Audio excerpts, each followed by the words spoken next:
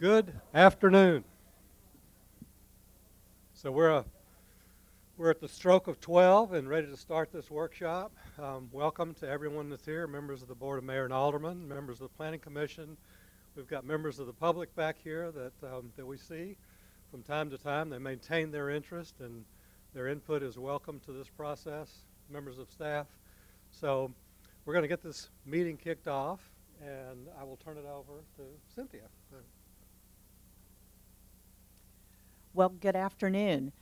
Roger stole my thunder about high noon and for us to get started. So today we have a great session for you and we're going to have a lot of discussion. So we're going to talk a little bit about the factory district and what we've heard and some of the recommendations. We are then going to talk, Deb's going to get up and talk about the housing district, or I should say housing strategies, and where we're going to go from there with that. Then Eric's going to get up and talk about conservation, the conservation district, and maybe some strategies there. Then Rachel and myself will talk a little bit about transfer of development rights. And then we will have an open discussion about anything that you want to talk about. And then, so just to remind you, we do have snacks and water over there because we don't want you to get hangry during this discussion at all this afternoon, because we are going to have a little bit of a long afternoon. And then if any of you need to use the facilities, they are out of this room and then down to the left of the hallway, all the way at the end of the hallway. So, take a break when you need to. And so with that, I'm going to hand it over to Andrew, who has a couple more announcements to make. Good afternoon. The main thing is this meeting is being recorded. It's not being live streamed. So with that, we need to speak into the mics. So if you have a comment during the Q&A, if you want to make a point, please wait for the microphone to be delivered to you. We're going to walk the mics around the room to make sure we can facilitate the discussion. And I'm going to turn it over to Annette and then Jimmy Wiseman to start with the factory district. Thank you everyone for coming. As you are aware, there has been a lot of momentum to establish an arts district surrounding the factory. Staff is proposing a new design concept to reflect the public visioning process as part of the Envision Franklin update. And this is just a draft that we have come up with so far. We wanted to bring this before you before we get opinion and feedback from the public at our meeting on June 26th for public comment. So we are calling this new design concept the Factory District. The vision for this area is to be an arts district that fosters an atmosphere and an environment of art, creativity, and talent. And then any future land uses should support and be complementary of the uses at the factory. This district should provide pedestrian-friendly places with high-quality architecture, plazas, outdoor dining, art, tree-lined streets, protected sidewalks, and other pedestrian and bicycle amenities. And then our factory district boundary, it starts at Franklin Road, goes east to the railroad tracks, north to include Harpeth Industrial Court, and then south to include the Middle 8 property, Jameson Station, the Truett House, and then of course the factory in the middle.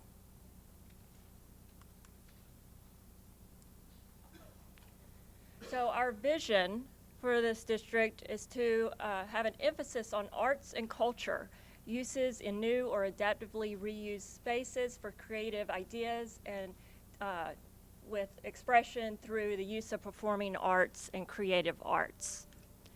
Our primary uses would be local commercial, light industrial, and live work. And then we have several secondary uses, a lot of them residential. We also have institutional, professional, office, and recreation. And then a hotel use would only be appropriate for the factory at Franklin. For building placement, the setbacks for Franklin Road, Liberty Pike, and Harpeth Industrial Court, and these would be in keeping with our existing zoning or our historic district design guidelines. Building character that should be consistent with the factory and be contextually sensitive to any historic architecture. New buildings should consist of traditional and industrial character. It should complement the existing brick that we already have at the Jameson Station and the factory. And then the images below, these are images that we had at our factory district workshop back in February. They were the top 4 chosen types of character. And we would hope that these types of character would be encouraged throughout the district. Oh, okay. For building heights, everything listed here we have previously discussed at a previous joint conceptual meeting, and this was the option that was chosen for height. One new site design element that is new to this design concept is art. Sculptures, decorative benches, and crosswalks, interactive art, and murals and other art elements should be strategically placed for public viewing. And these, again, were the top art elements that were chosen at the Factory District workshop. Any kind of public art would, of course, have to be approved by the Franklin Public Arts Commission. I will also point out under access, pedestrian and vehicular access to Harpeth Industrial Court from the factory at Franklin should be provided, and also a mid-block crosswalk should be provided along Liberty Pike.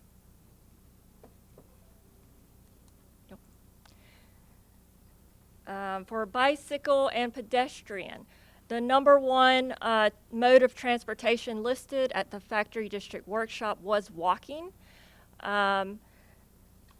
So we are proposing sidewalks throughout the district, tree-lined sidewalks, and bicycle facilities. And then for transit, we'd also consider having a trolley stop that would allow for people to travel between downtown and the factory. The images down here, these are all amenities or character images, and these again were the top chosen types of amenities at the workshop. These types of character and amenities are encouraged throughout the district. And then last, we have a special consideration for Harpeth Industrial Court. Staff is proposing a diversification of uses and wanted to get your feedback on whether residential should be permitted, because currently it is not permitted under the zoning or Envision Franklin for this area. We're proposing some integration of residential because it currently supports the commercial uses surrounding it. So we wanted to get your feedback for Harpeth Industrial Court. We have 2 questions here. Would you like to see residential for this area? And if so, what types of residential? We have a new one here for small-scale multifamily, which I believe we are going to talk about later today and explain more about that. Down here, we have a picture of the existing Harpeth Industrial Court. So I'm going to open it up to any questions or comments. Alderman Brown. Why not? Let's just get going. Yeah. Where do I go? Oh, man. So, karaoke? All right.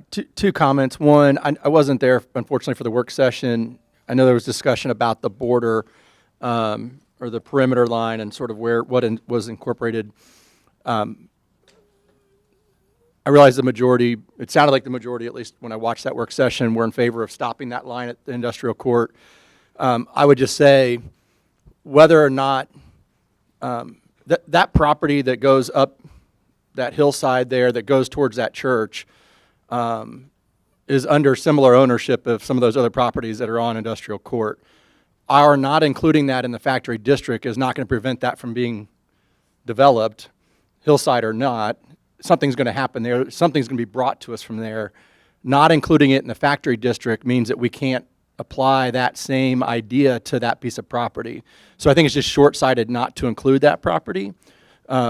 we can make choices down the road on what we're willing to do there or not do there, but I think it would be silly to have that one piece of property in the middle of the church and that not be included in that overall district, because then we end up getting a one-off development there, which I don't think we want to see. So I would just argue that we should extend that line to include that property, if for no other reason than the what-if down the road. On the industrial court, your questions that you had on the back there, I mean, obviously, we need to grandfather in what's there to some extent. They need to be able to exist there. But I think we all know that most of that has been bought up, and it's not highest and best use. It's not going to stay there. So I think to encourage, I do like the inclusion of the small-scale multifamily as it transitions towards Mac Atcher. I like that idea, by the way. I do think we need to start stepping down as we start approaching that hillside and start approaching north on Franklin Road. But I still think at some point live, work, small scale, multifamily, all that would be sufficient or be appropriate for that area, in addition to, again, allowing whatever commercials needed for the time being. I hope that was clear. Since I'm here, is that okay?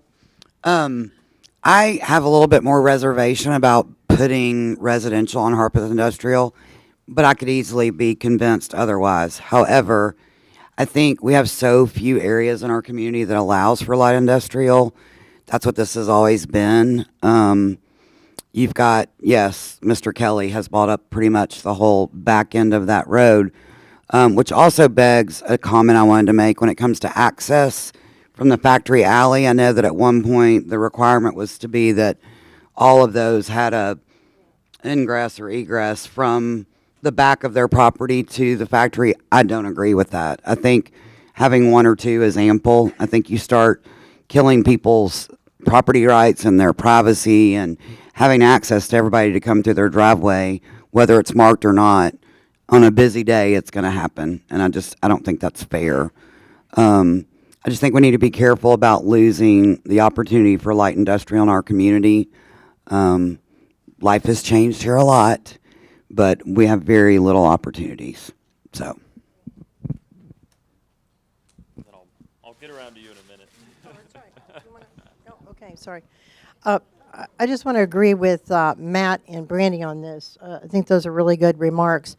I'm really not in favor of residential on Harpeth Court. I think, as Brandy said, we have few areas for light industrial. I think we ought to keep it that way. Residential does not have to be included in every area. It's not necessary. And I don't think that I would be easily convinced to put residential there at all. Also, I agree with Brandy on the fact that I think one or two access points for ingress egress would be sufficient. I think you're intruding on too many of those properties by having them all have access to that.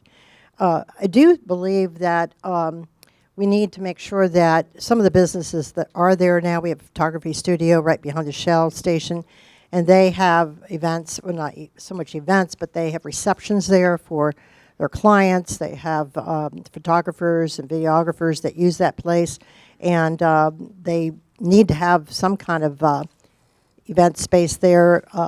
It's more, don't get me wrong when I say event, it's not like a huge event, it's more a reception for their clients and people that use the place. So they need to be able to have that functionality there. I don't want to ever take that away from them. And I think there's a lot that this whole area in Harpeth Industrial could come alive and look really great even with light industrial here, but I'd like to keep the residential out of it. Thank you.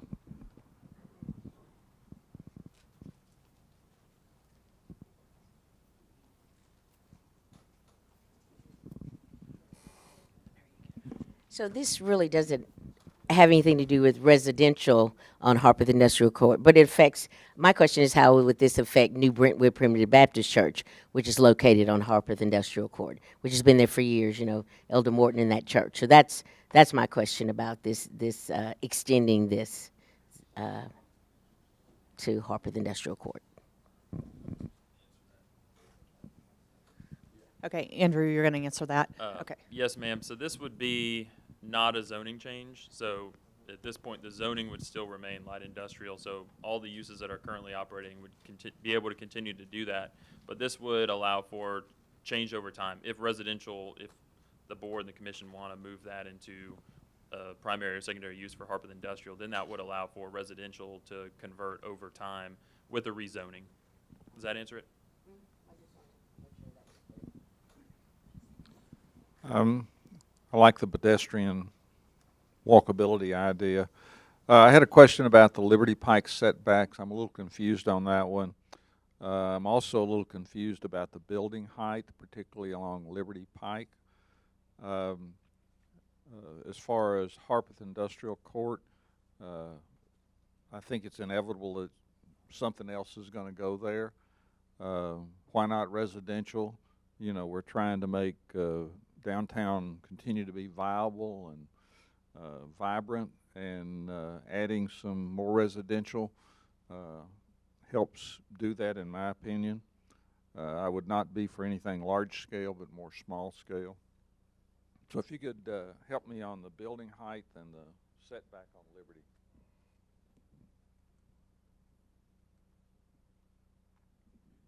Okay, so the building height should be comparable to the tallest buildings within the factory district design concept. The building height of any new structures along Franklin Road should not exceed 2 stories in order to maintain the low scale character. And then the maximum height of properties along Harpeth Industrial Court should be 3 stories. It doesn't mention Liberty.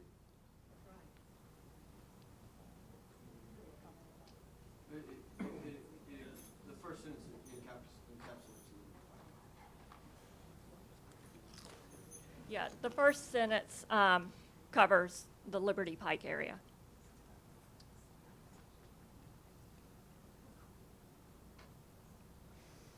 That's fine. And the setbacks were confusing to me. Okay, along Franklin Road, buildings setback should be no closer than the smallest setback and no further than the largest setback of structures on the same block face. I believe this is the current setback for our downtown district within our zoning ordinance. Liberty Pike should transition in greater setbacks toward Franklin Road. And then Harpeth Industrial Court should have shallow front yard setbacks and may have 0 side yard setbacks. I think my, Harpeth Industrial Court should have shallow front yard setbacks and may have 0 side yard setbacks. I think I'm confused because of what we're seeing with the Middle 8. Seemed like to me we've got the process reversed some. If we're going to create a factory district, we need to make sure we create the factory district and then make sure that after that, if the Middle 8 is consistent with what we've set out. So this confuses me greatly.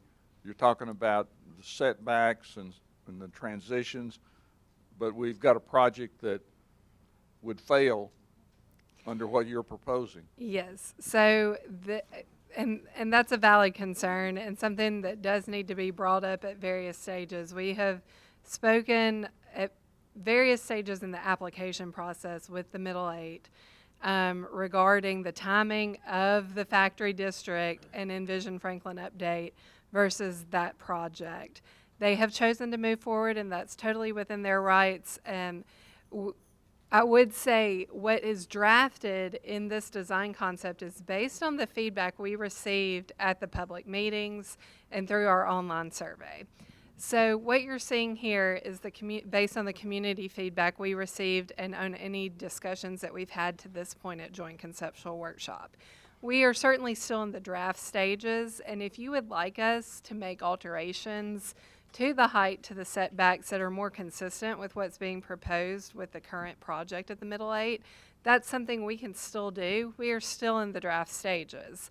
However, the Middle 8's moving forward at a quicker process. It would be potentially approved, disapproved, or there would be some type of action before Envision Franklin comes to you for a vote for this update.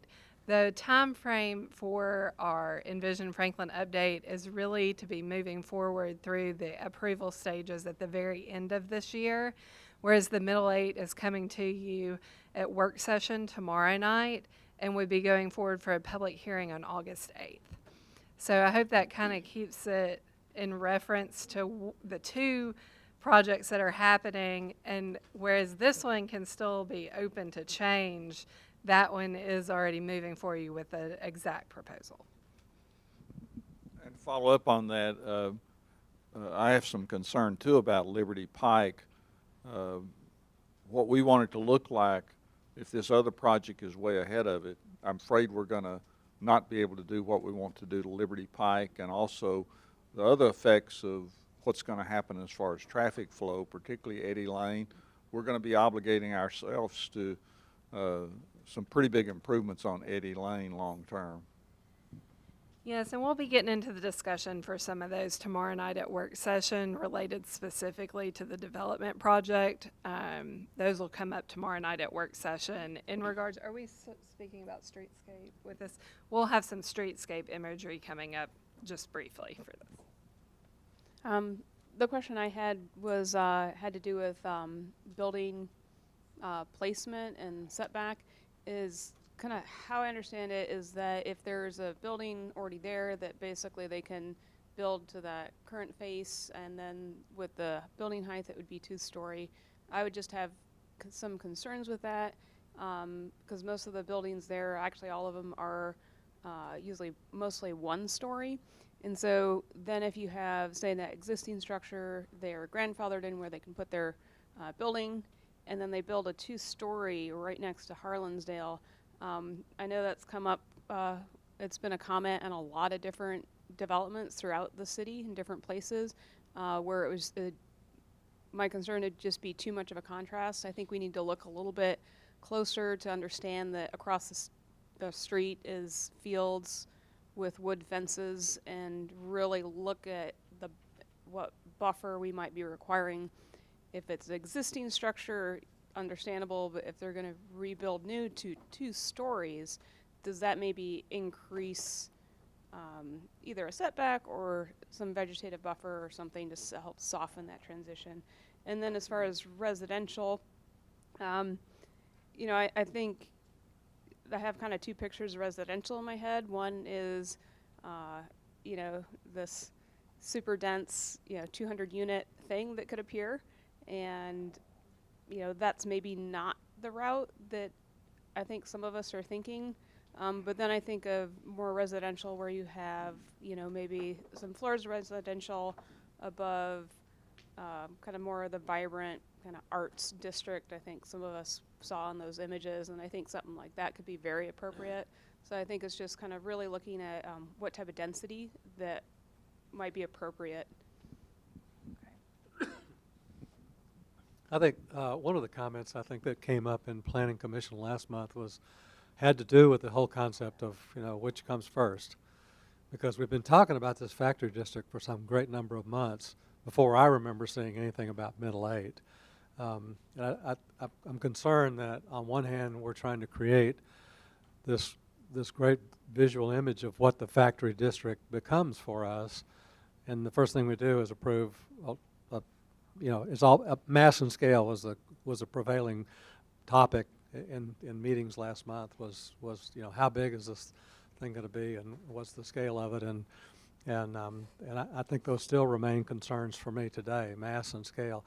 And I could see when we first started talking about residential on Harpeth Industrial Court, that I could see some small scale residential mixed in with a nice mix of some light commercial, a photography studio, you know, something that lends itself toward the overall objective for the factory district, with some small scale residential. But the first thing that's going to happen is somebody's going to walk in with a proposal to do another 250 unit apartment complex, and yeah, so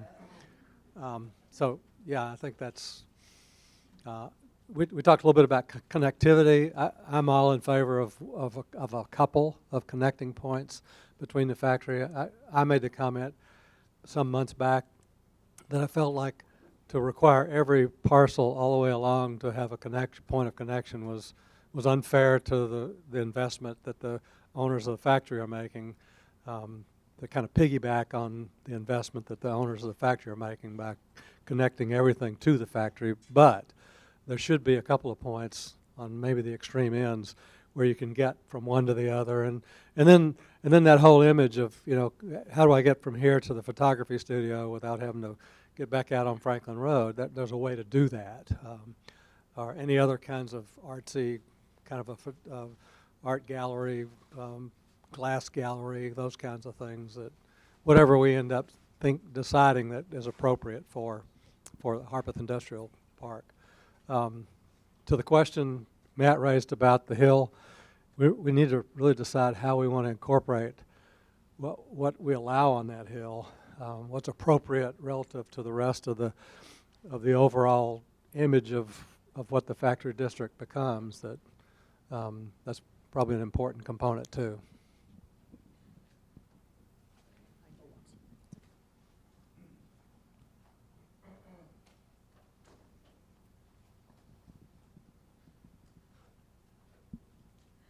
Thank you. It seemed to me that at the very first it was saying,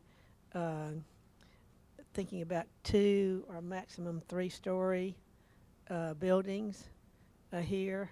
So I think that's something that we need to think about. I'm still not sure about what is recommended for Liberty, the street. Whenever I'm looking at all of this, I know at one time they were talking about having a median on it or something like that, and I certainly don't think, I don't think that what has been talked about as being the traffic counts there in the last 2 or 3 years is realistic at all compared to what was there before then, and certainly after we now have an actual connection to Franklin Road that is not under construction. And I think that those things are not realistic at all. And as I say, talking about putting something, you know, in there, and if we looked at, let me see, yeah, the next slides here show the ones further down toward the end show things that are talking about you know, crosswalks and maybe even parking along street parking alongside Liberty. I think are completely unrealistic. Now, also, I mean, as I say, there are about at least half a dozen things I'd like to ask about. We're saying that Mr. Kelly still owns the hillside, right? And so, and you know, they tore the house that was up there down. So, I mean, I don't know, are they thinking that there's going to be some request for a big development? It's in the hillside. That's in the hillside. Yeah, yeah, but still. And you know, if you looked back at the back to the front, let's see. I guess this would be number 2, where it's showing what was recommended maybe for the size of the buildings there. You see, these are like 2 and 3 story maximum there. So that's really something to think about. And if we're looking at, there was something about a 0 setback. That's along Harpeth, I believe it's Harpeth. Harpeth Industrial. Under building placement, Harpeth Industrial Court should have shallow front yard setbacks and may have 0 side yard setbacks. Well, let me ask you, if something that is residential, like apartments go there. You know, there's one over off of close to the post office where there's a sidewalk, and then it's not Southwinds, it's the newer one, the Oak Meadow, yes, whatever that is.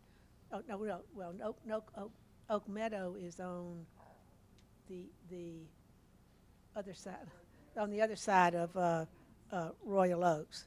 But I'm just saying those that are really close to the post office.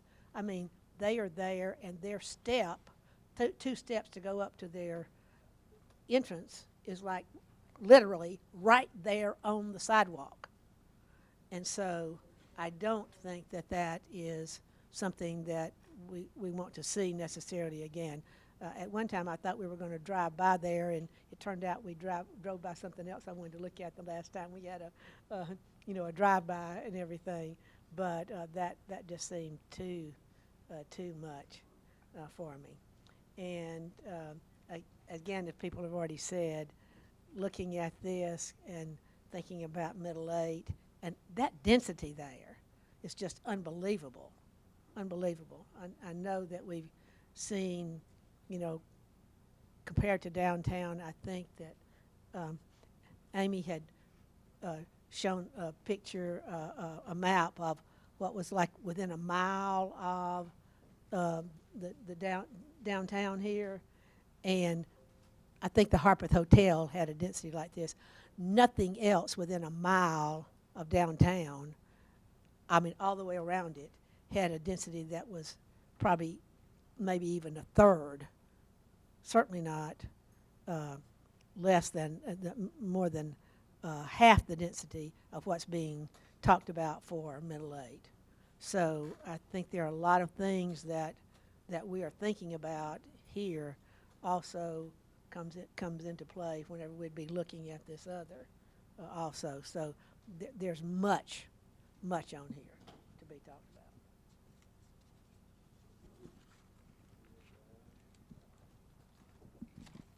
about. Thank you.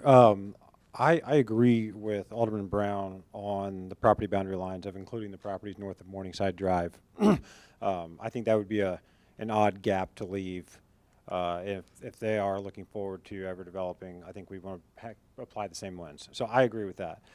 The only other comment I have on the first page, that same page, the very last sentence says the design and character must be compatible with and contribute to the surroundings of the factory and Jameson Station. And specifically calling out Jameson Station, which I found a little bit odd, and then especially coupled with the building height provision of on the third page down, it leaves out an express reference to Liberty Pike, and so we're relying on the first sentence, basically saying it's compatible with the tallest buildings in the factory design concept. Well, when you look at that sentence and then the building height concept, you're effectively saying anything on Liberty Pike, the standard is Jameson Station. And that's how those are going to be read together and presented every time. I think this also comes to the tail wagging the dog on the Middle 8 project, but I think if we're going to establish a height, I think it needs to be expressly called out. So that's all I had.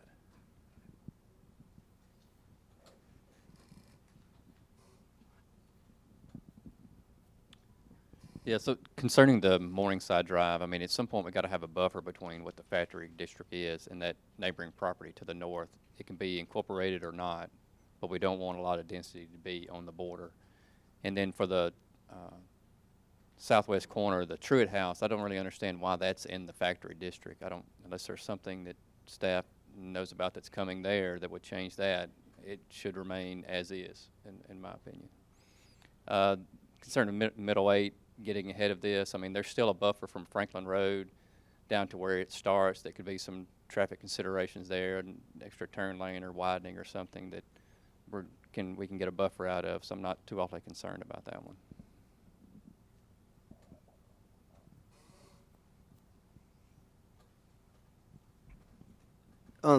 The building height, people have commented on the building height. I think maybe tying this, if you think about the district, the water tower is the prevailing, obviously, height in the area.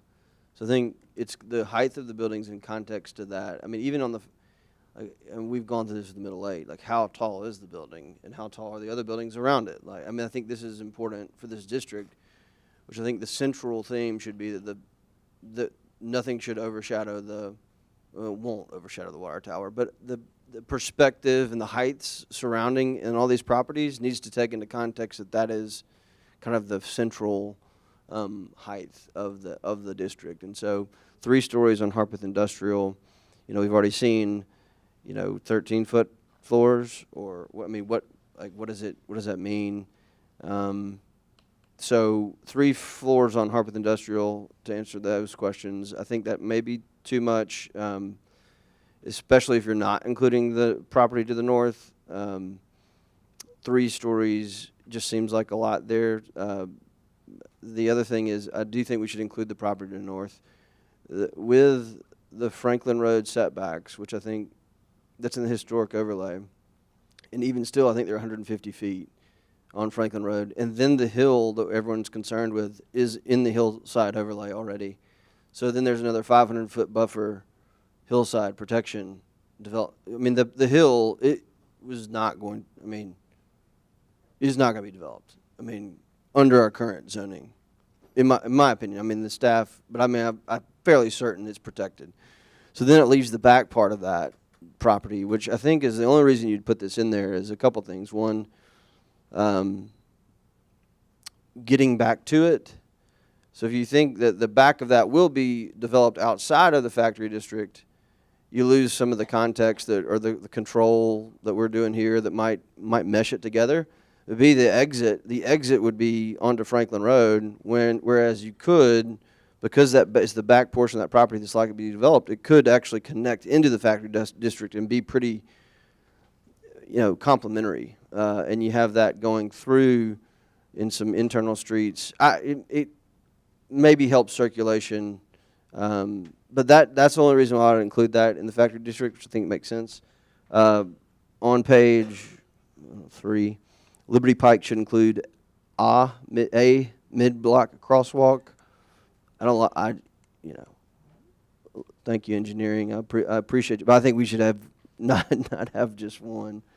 So I think that kind of limits us, and we'll look at this in a second. But you know, one mid-block crosswalk. That may not be been the intent of the language, that it is just one specifically.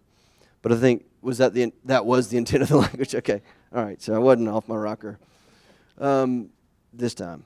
But the Liberty, I think we really should not limit the fact that there could be more than just one mid-block crosswalk. I think if the traffic engineer, if there comes a point where engineering says it is justified, it should be allowed, and I think we should leave that to the engineering and traffic and the pedestrian traffic we ultimately see. Maybe if you want to do that for now, just have one now on a specific plan we'll see here. But like, I don't know that limiting that in a planning document, when we could see that the engineering might say, or the traffic pedestrian activity might actually warrant another one down the road. I don't want us to handcuff ourselves. Maybe like Liberty Pike crosswalks, you know, could be considered based on engineering or something. I don't know, something like that. That is an additional hurdle, but it is not, we don't have to do an Envision Franklin amendment to get another crosswalk. That seems a little bit excessive. But that being said, you know, I understand why it's public safety and pedestrian safety. All right, corridor character matrix. So this was one of the whole reasons we brought up the factory district, is if you go to the corridor character matrix for Liberty Pike, it's a neighborhood arterial, which means, by the way, medians are acceptable. Is that right? It's an arterial, neighborhood arterial? Yes? Let's make sure before I go through all this, because that wouldn't be good. Neighborhood arterial allows for medians. It does not allow for streetscape furniture. It is street and pedestrian lighting, which I would argue that in this factory district we would probably lean towards pedestrian, but obviously within light standards, you know, making sure the streets are lit up. And then no on-street parking. So by putting this in here and then looking at the options we have on the next slides, you know, some of these would don't meet our corridor character matrix. So again, just don't want to put something in here and then end up right where we were with things, can't have streetscape furniture and, no on-street parking, no median. North of Franklin Road, Harpeth Industrial, I've already addressed that.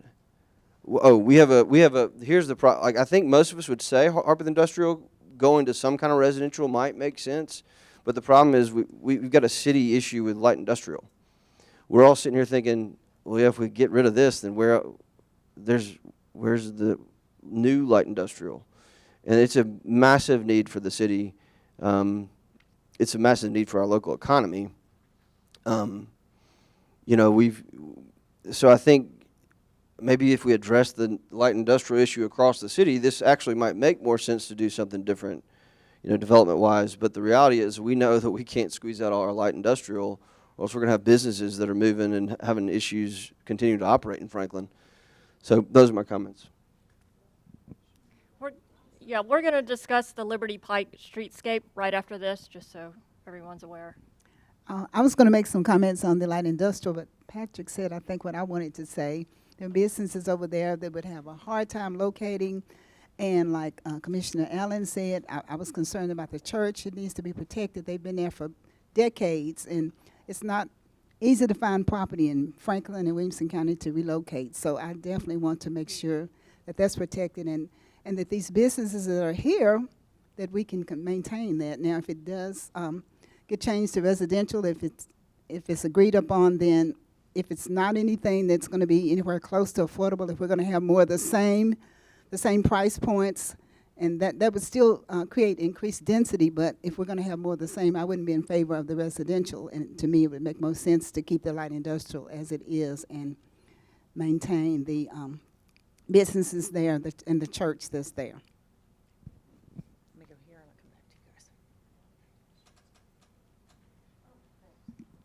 A lot of great comments here, by the way. I think middle 8, we've talked about that. First of all, this is like, I don't really think it's wise to slow that down. They've been working on this 2 years. And I get the feeling like, okay, you're going to work on this 2 years, you're ready to go forward, you've already gone to Planning Commission, now you're going to BOMA, and now we're going to stop and hold them hostage for another year till we get all this settled. I don't feel good about that. They brought forward a plan that's stellar as far as design.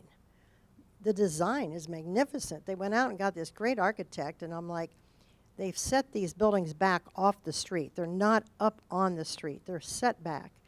If you look at the one building that comes behind Truett House or Truett Hall, it is 3 stories. It's so much lower than any of the other ones. And then as they progress, they get closer to the Jameson Station height and a little bit higher than that. I keep looking at this and I'm like, well, when we were meeting and working for, and we've seen this for I don't know how long now, and they've been there 2 years with the city, I just think we shouldn't hold that hostage for going forward with our plans here. I would like to know what we plan to do with Eddie Lane. I've not heard anything about that, but I do know we've mentioned it. Liberty Pike certainly can have medians in there, but they would be more the shorter medians where they just are put so many feet, because I have a ton of examples here of pedestrian refuge and pedestrian crossings for these kinds of roads. Beautiful, beautiful examples, and I'd be glad to show them to you at break, where they're done in historic cities like ours. And they've done well because you've got to get people across the street. That's one of the things we need to do better in this city. We need to get people safely across our streets. And designing those crosswalks can be wonderful if we put nice medians in, shorter medians. They don't have to be the entire street of Liberty Pike. Sensitive design, good design. And then I would say, I'm with you, Patrick, I think at least 2, and maybe at Daniels Drive you're going to have a cross. But I think tastefully done and with the streetscape. And I'd like to know more about what we're thinking about Eddie Lane in the future, but that's for another discussion. Thanks. Let me go ahead and discuss the streetscape real quick for Liberty Pike since we're running. Before you make that, I just wanted to say the character matrix, don't spend too much time on that. We're going to update that as part of this process. Okay. We met interdepartmentally on the Liberty Pike streetscape design, and we came up with a few scenarios. Just to orient you. Oh, went too far. Factories up here. Middle 8 proposed property is here. Jameson Station is here. And then Franklin Road is over here. We are showing wide sidewalks on both sides of the street. You would have 10 feet here, 12 feet on the middle 8 side. Large canopy trees on both sides of the street to provide shade and offer protection from vehicular traffic. We have one, again, decorative mid-block crosswalk. It would have low-growing, colorful plantings. And then we are proposing 2 transit shelters, one right here by the factory, and then one down here by the middle 8 property. And then we have a section cut through here. So this is showing what is down here with the low-growing decorative crosswalk median. Planting strips on both sides that allow for trees, and then the 10-foot sidewalk on the factory side and 12-foot on the middle 8. And then the only difference between this one and the one previously is this one has 8 parallel parking spots. That's all that we were able to get in. The sidewalk just in that area would be reduced to 7 feet. And then everything else remains the same. This, again, is a section cut through. And down here, you have the 8.5-foot parking. And again, the reduced sidewalk on the factory side. And then the third scenario, this is pretty much existing, it would be a paved median rather than any kind of decorative crosswalk, and that's what we have now with the 12-foot drive lanes. And then you would also have the larger sidewalks and then the canopy trees. And I'll let Jimmy. And just to add a little bit more context, and I'll go back, might be better. We really are working within the right-of-way that's there today because, as you know, the factory is under construction with parking lot and stormwater features up against the right-of-way, and the middle 8 has the proposal in with a set right-of-way. And in meeting with both of those property owners, there was no desire to dedicate more right-of-way for any additional improvements on Liberty Pike. So we're using the limits we have there today to try to accommodate more pedestrian-friendly connections, and the mid-block crossing that's shown on the screen does meet standards. It meets some TDOT standards that can work. It's wider. You get the pedestrian refuge in the middle of the roadway, so gives people opportunity to stop if there is heavy traffic. And there'll be detectable warnings ahead of time, all the safety features that are needed as well. Long term, the factory does plan to realign their access with Daniels Drive, so that'll give us an opportunity for more pedestrian connectivity there. They're not. The factory has it in their latest development plan that was approved, and when they develop adjacent to that access point, they plan on relocating it then.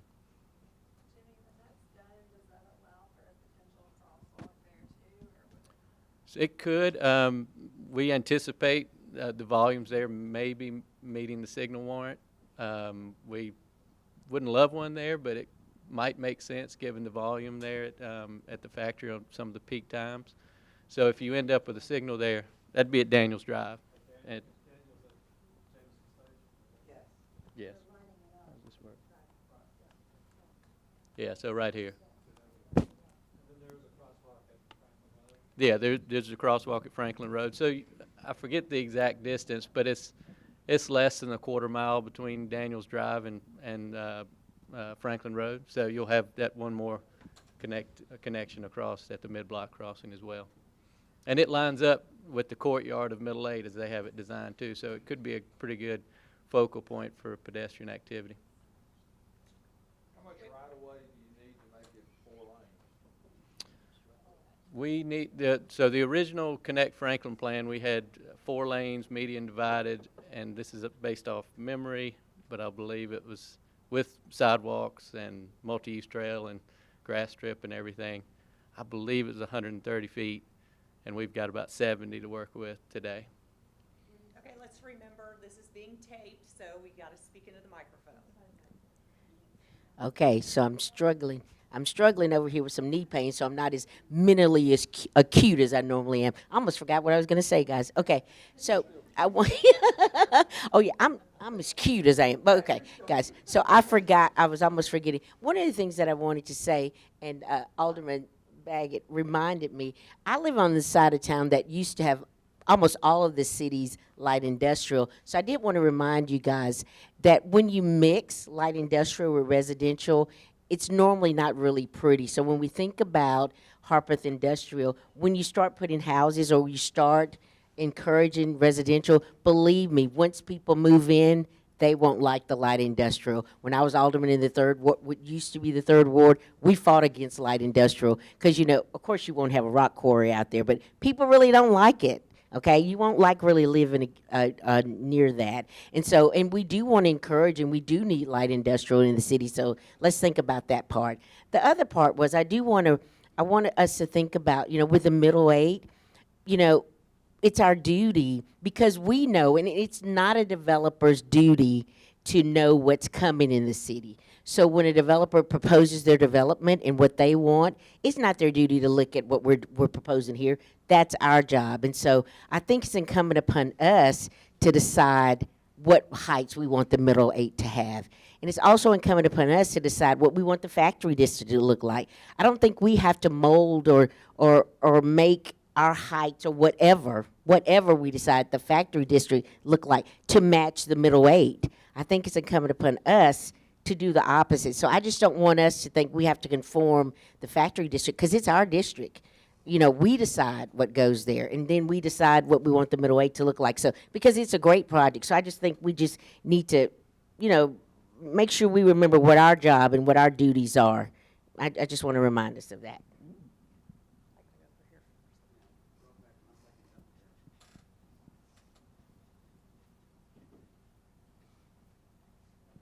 So much like what you're saying, Marcia, I think about Harpeth Industrial as it is now, and you look at Worcester's that has been there since I was in junior high and probably before, and then you look at Twine that is there that left Beasley and Century Court area because they could not find a place.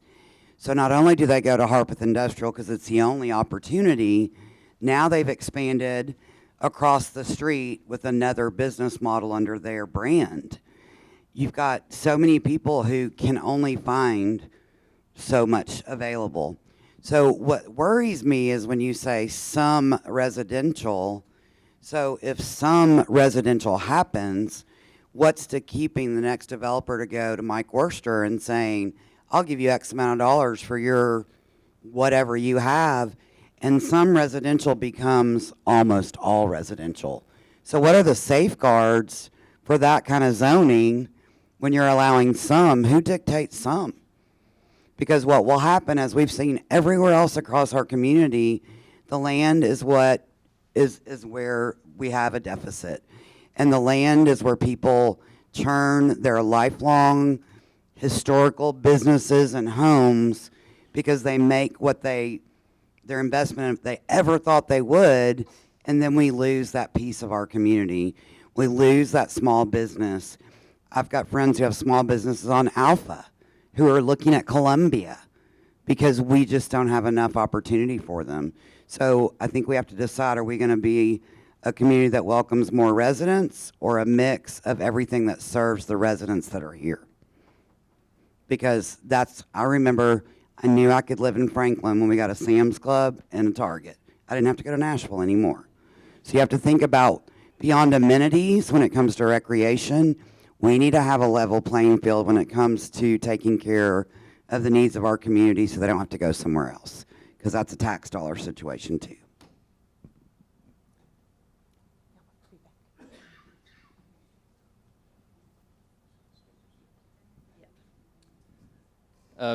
If you go back to the use table, it's the very first category for the factory district. It's always good to look at uses, what it could be.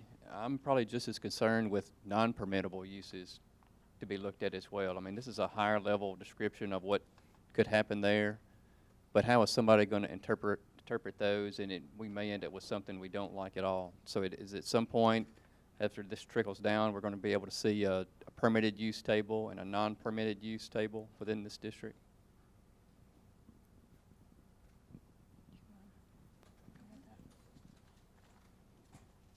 I was going to ask, with all the things that are going to be going on in this district, are we recommending just 2 lanes? Because it is going to be crazy over there.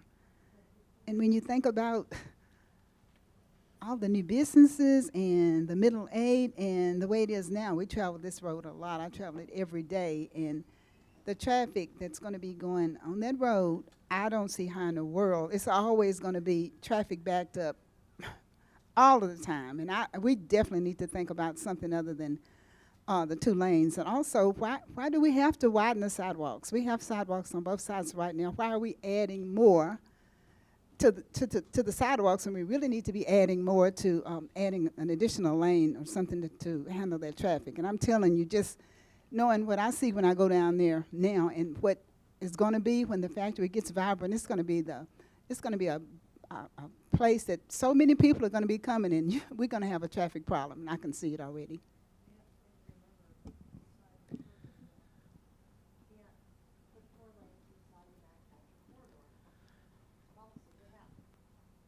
Cynthia, could I answer the previous question? Envision Franklin serves as the basis for rezoning requests, and it's what we look at, and it's what you all look at when you get a rezoning request. The local commercial and industrial uses are already permitted by zoning on Harpeth Industrial Court. So there wouldn't really be a rezoning needed for that, only if residential is proposed. So that would likely come to you on an individual case-by-case basis. I just had a comment on one of the streetscape sections. Is one had a proposed for parallel parking. I think there's absolutely no way that will actually work remotely on Liberty Pike. Especially, maybe if you had 4 very, very wide lanes, maybe. But right now, if you have any sort of event there, you have traffic that's backing well past Eddy Lane already.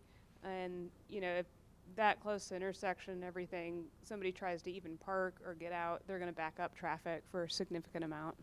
So I think we really kind of need to acknowledge that currently Liberty Pike, if you're on a side road trying to get onto it, on average it might take you like 5 to 10 minutes just to frogger out into the other lane to get there. So it is a very, very busy road currently.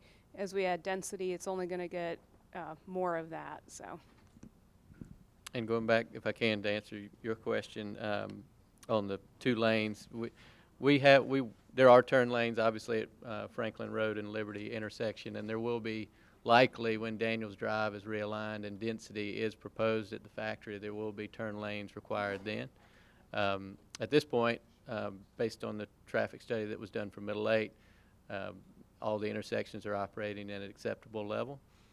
But if the factory adds more density, a traffic study would be required. So some of that could change the way this looks. You could lose some of your tree islands. You could lose some of the wider sidewalk with some encroachment of turn lanes, but those would come as development is proposed. But as the Planning Commission and Board updated our major thoroughfare plan to show only 3 lanes within the Mack Hatcher boundary for Liberty Pike and Franklin Road and other arterials like that. So again, we're working within the confines of what we have, but trying to provide the most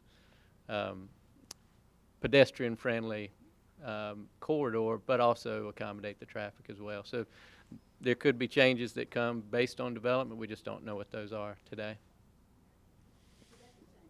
It could. We want it to work. Right. So, and it seems too like the location where the parallel parking, isn't that kind of adjacent to where the factory, when their request to move dumpsters back to this side of the factory, that it's along We along that side. provided that as an option of, really, you only get the 8 spaces given where the mid-block crossing is, because we want to provide that sight distance for pedestrians that are potentially stepping out into traffic. We Right. want cars to be able to see them able to see cars. So it would really be the factory driving that. I don't think we as a city would see the need to build parking there. The factory would maybe want it if they were able to propose a building right up along the right of way. But as of this point in time, we don't know what they want to do. All right, okay. And I just want to say, Brandy, I appreciate so much your personal knowledge of specific businesses that have moved to Harpeth Industrial. That's, we talk so much in terms of hypotheticals and what if this and what if that, and that's extremely helpful. Thank you. Andrew, how are we on time for the next segment? Maybe just a few more minutes, and then we can maybe take a quick break. Okay. Does anybody, okay.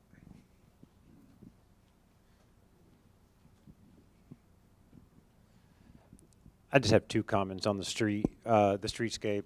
I agree with Commissioner Williamson about the parallel parking, but perhaps instead of parallel parking, I don't mind the design. Maybe instead of it's a drop-off zone. I see a lot of Ubers probably coming in to utilize that area. Instead of driving through the parking lot, it can maybe be used as an Uber drop-off zone. So I think that would be more effective than parallel parking. And then my other comment is that I'm looking at, a 5-foot planting strip and a 6-foot planting strip on either side of the road. And I also heard the word big canopy trees. I'm not an arborist, but that sounds like a recipe for disaster to be planting trees in that short of an area. And then in 10 years, they just crack the sidewalks and the street gutters. But maybe there's a way around that with a certain tree type. I genuinely don't know. I just wanted to raise the concern.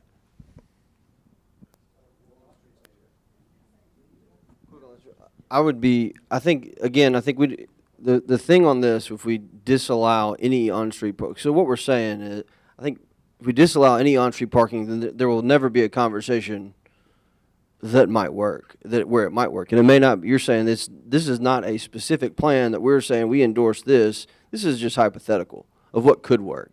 When you look back on this in front of Jameson Station, okay, there's quite a bit, there's storm retention. I guess just eliminating the possibility, we'll get to approve whether there is or isn't. But by just not allowing it at all, you lose the chance to even have it. And so I think just leaving that option open is important. The second thing is Daniels Drive, maybe I've been under the wrong assumption that is going to be signalized with Middle 8. It's not proposed in their plan, and it would only be possible if the factory relocated their driveway, because then you'd have a 4th leg. But they have not proposed to make any changes there. They're extending the northbound left turn lane At Daniels Drive. And we could write it in a way that says parallel parking could be available or permitted. In this scenario, you would just see those parking spots eat into the wider sidewalk. So you'd end up with a narrower sidewalk where the parking spaces are, which isn't unheard of and expected most of the time. So you have the right-of-way potentially to do that. You'll just lose some of your pedestrian width. I would just say, let's remember, inside Mac Hatcher, we've always said no 4 lanes. But how do the question here, I think sometimes we're not asking the right questions or thinking in the right vein of trying to solve the problems that we have all talked about here today. And I think that is, how do we move traffic? Our thing is, you go to any of these historic cities. I've been to tons of these places, and I've lived in some of them. And you go to Williamsburg, you go to Charlottesville, you go to Charleston, you go to Savannah, you go to St. Augustine, you go to a lot of these places. And they don't widen their streets in the core or even on the verge of the core. What they do is they make sure that if you can add some turn lanes where appropriate, this is what we need to be doing, adding some turn lanes. But our thing is, how do we move traffic and not widen streets so much? And Liberty Pike's not a tiny road. It's a fairly wide road.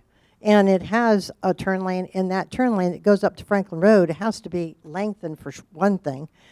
And as we look at all this stuff, we have to say, how do we move traffic? How do we fix our signals so they sync? How do we do better signage?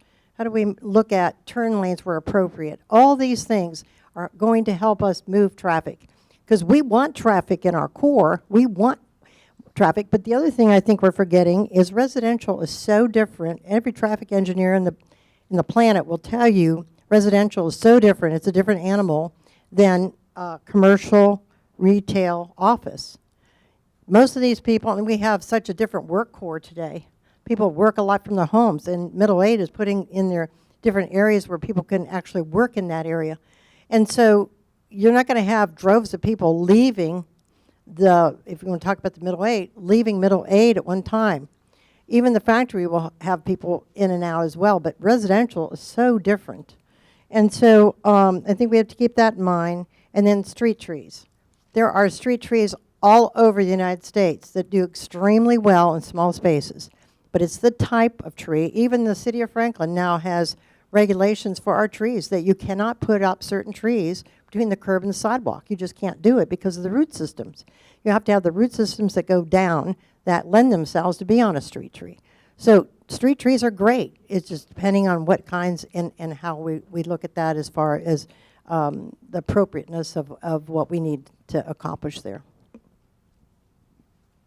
Okay.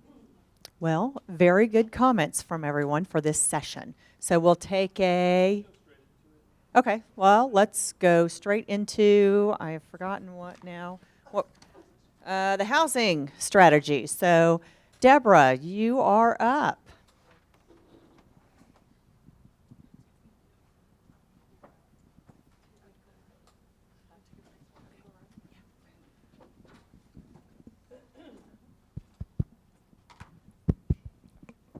Getting a preview. Okay, great. Well, we're going to kind of zoom back a bit now. The factory district discussion is very specific to that specific area. The housing strategies that I'm talking about are for the city of Franklin more broadly, and certainly we can look along the way at how to connect it back to specific areas within the city.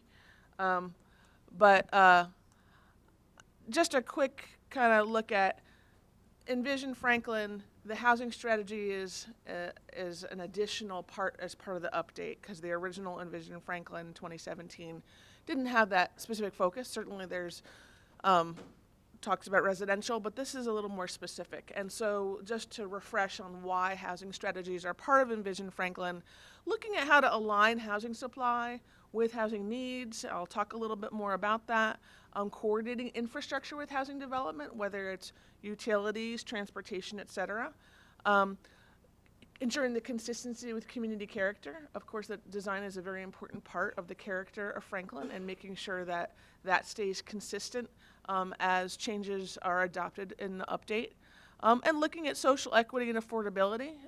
That's an ongoing challenge for housing markets around the U.S., including Franklin. And then managing environmentally sensitive areas. So those are just the bigger picture of where some of the housing strategy is that I'll be talking about are intended to address some of those considerations. So an overview of today's talk. Again, talking a little bit more about demographic and market trends. Where is the housing demand going, and how can we align the supply with that? The Housing Franklin profile. Again, kind of looking at what we have and some of the questions about different housing types and where that's going. And then finally, some recommendations that are really rooted in the principles, the guiding principles that Envision Franklin is based in. That some of the work that our team has done to date has really been revisiting, okay, are the guiding principles that were in the original Envision Franklin, do they still stand? Are the people still committed to that? And largely the answer is yes. And so the housing strategies I'll be talking about are based on that. So demographic and market trends. Households in Franklin are trending older. You can see in this little grid on the bottom, the 25 to 54-year-old age group partly in the past and then projected into the future, dropping about 14%, and then 55 and over, again, same time period, up 48%. So that's, just kind of getting a sense of where are the housing needs based on age groups. And this, kind of aligns with this because as people get older, they may not have a house full of kids anymore. So that over half of all households in Franklin have 1 or 2 people.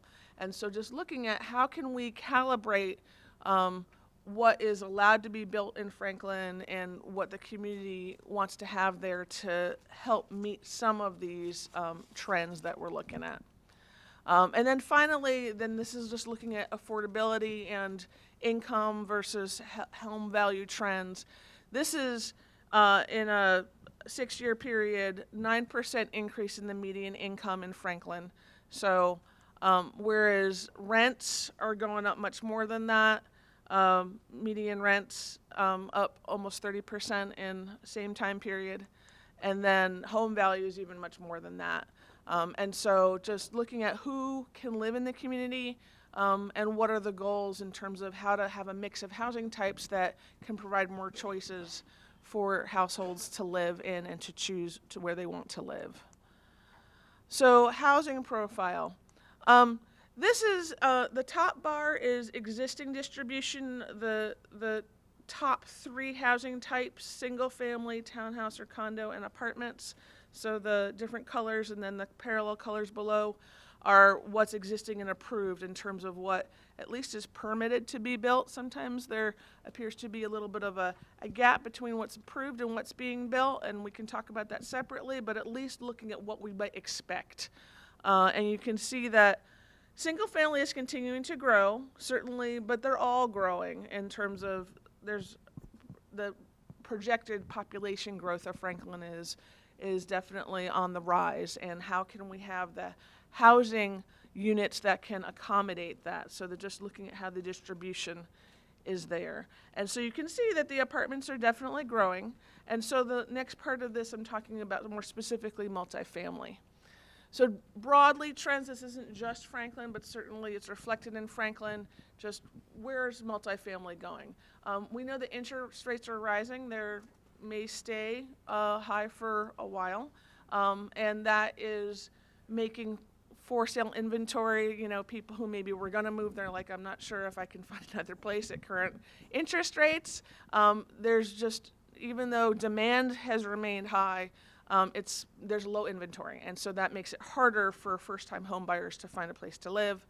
And this low inventory has been partly in place since the Great Recession, in part just because there was a big shrinkage in who's producing housing. There's other factors as well, again, more recently in terms of supply chain issues, but just low inventory, bottom line, continues to be a challenge.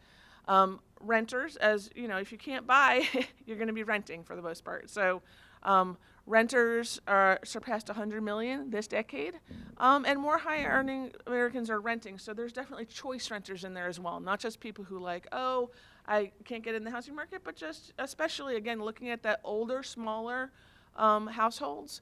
It's just there's the lack of having to maintain and manage a household or a owner-occupied house, so that there's more choice renters in there as well.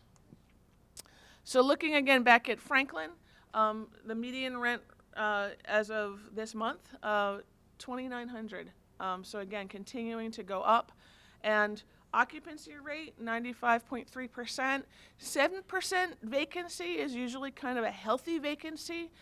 If you've got less than that, it just means that there's high demand that's not being fully met by the market, and so there's clearly continuing demand for that. Again, for some of the reasons I just mentioned, whether people who don't have an option to buy or people who are choice renters, etc. So, multifamily. Sometimes when people think multifamily, it kind of feels like, well, it's either single family, that little home on the left, or a big apartment building. And we know that that's not really where it is, but it just feels like that. And some of my recommendations are addressing how multifamily is defined within the code in Franklin. I'll talk about that a little bit soon. But I've talked a little bit to folks in previous presentations about missing middle, and just the idea is that there is a range of housing options that can be accommodated, and certainly are within Franklin, but the current code, multifamily, anything 5 units or above is all in the definition of multifamily. There's not subcategories within that could be helpful because, again, like you were just talking about with the factory district, there's an interest in maybe smaller scale multifamily that might fit. But there's not a way to really distinguish that in the definitions in the current code. So the examples of the missing middle that's in here, it goes all the way from duplex, fourplex. At least within this traditional definition, communities can kind of tweak as they wish, but it really goes up to about 12 units at the high end there before you start getting to the mid-rise that's in the gray on the end there. So just looking at how do we accommodate different housing options, especially recognizing the finer nuances within multifamily that this missing middle illustration helps show.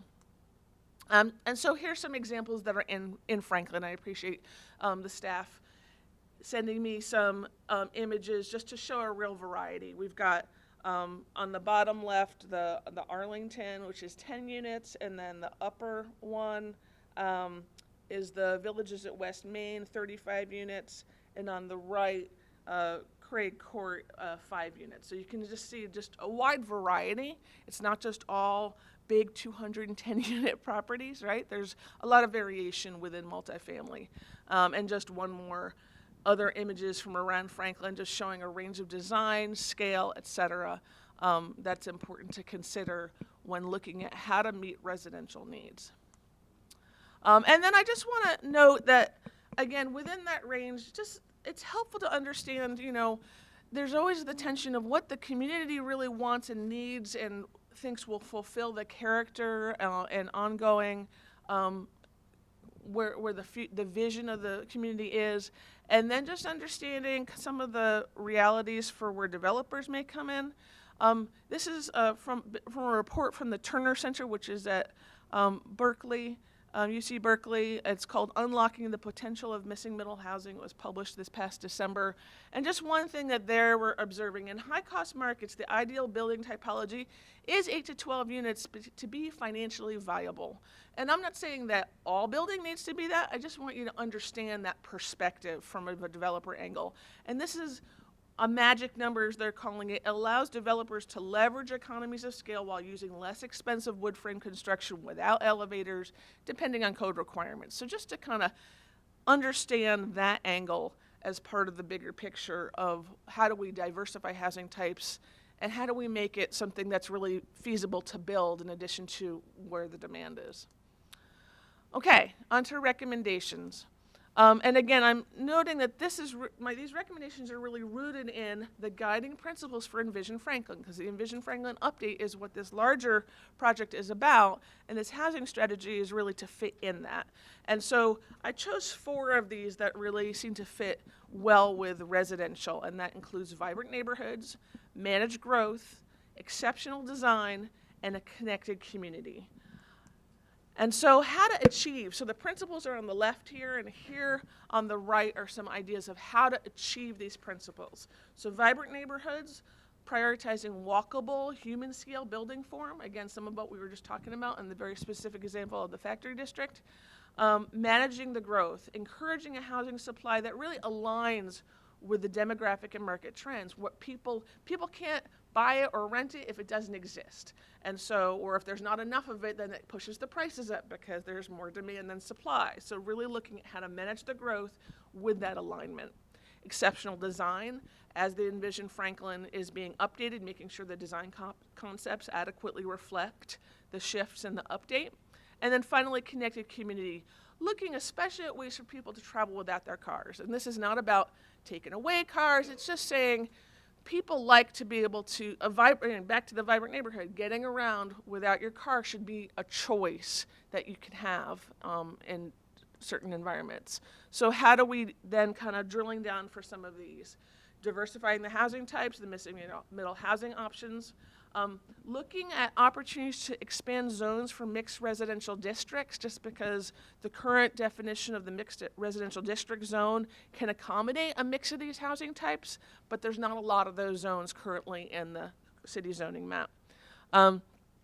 reviewing and refining the conservation subdivision design concept. That's something that's been a source of discussion. I know there'll be a presentation on that a little bit later today, but just looking at how that can also meet this goal of that walkable human scale building form.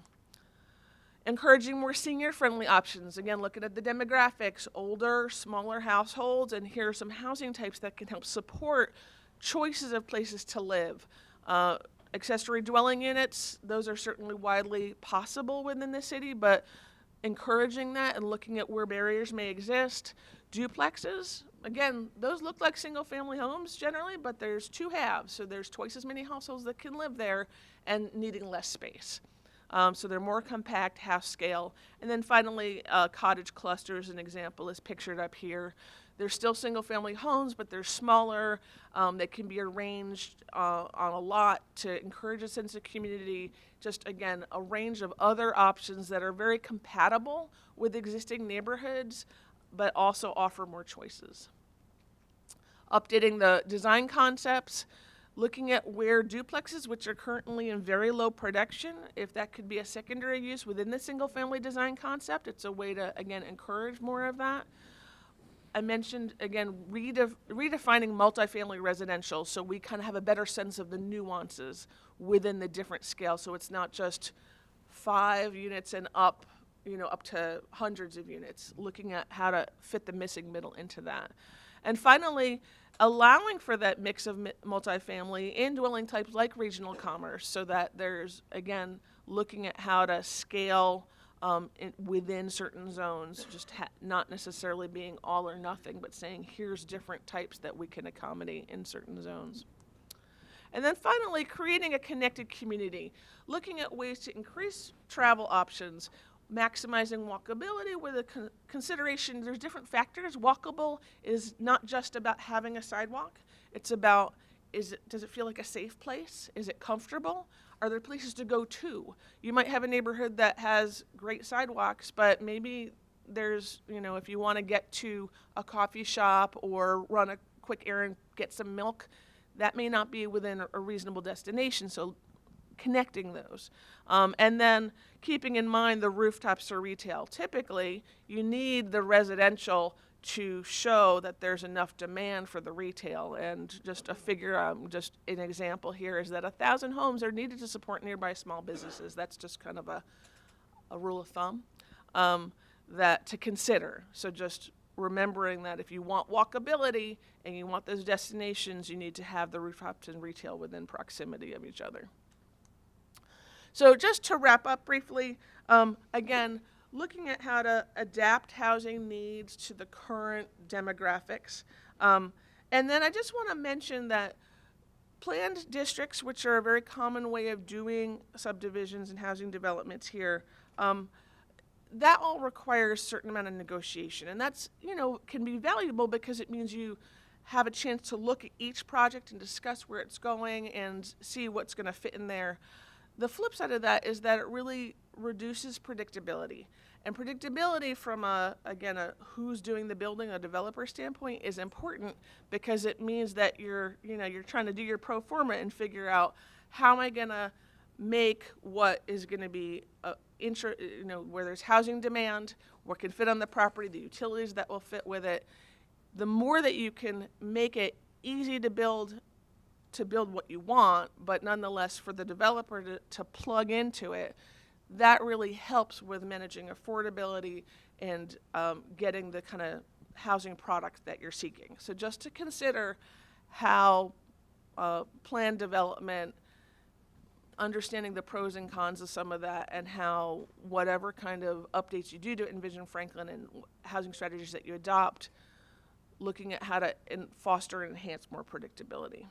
So I'm going to stop there, and I welcome questions, comments, and discussion. Walking fast, walking fast.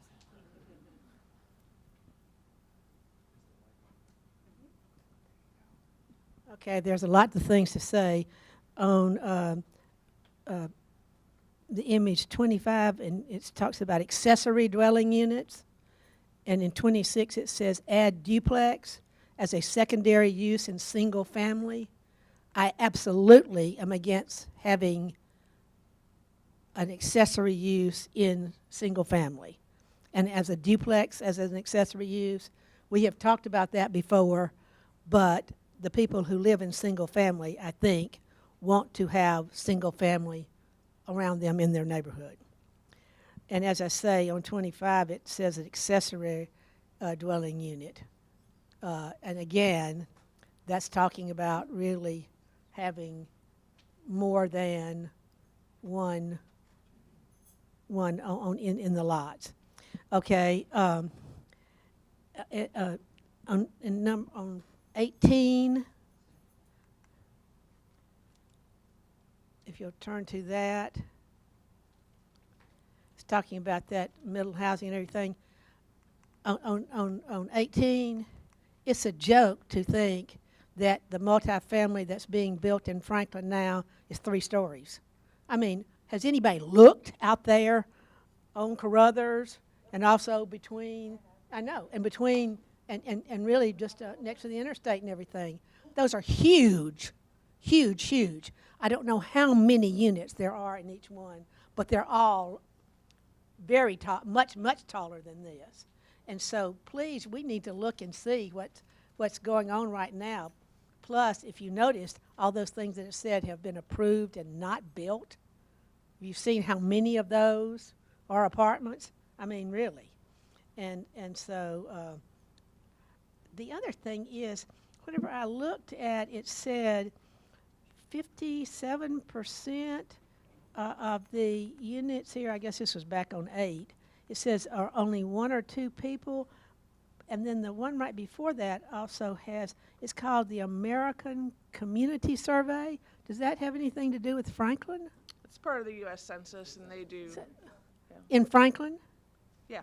That, oh, wait, across the nation. Yeah, but this is specifically Franklin. This is It's for the specifically city of Franklin. And so they're saying that, well, wait, I guess this, I was looking at the next one that says 55% have 1 or 2 people in each of the units?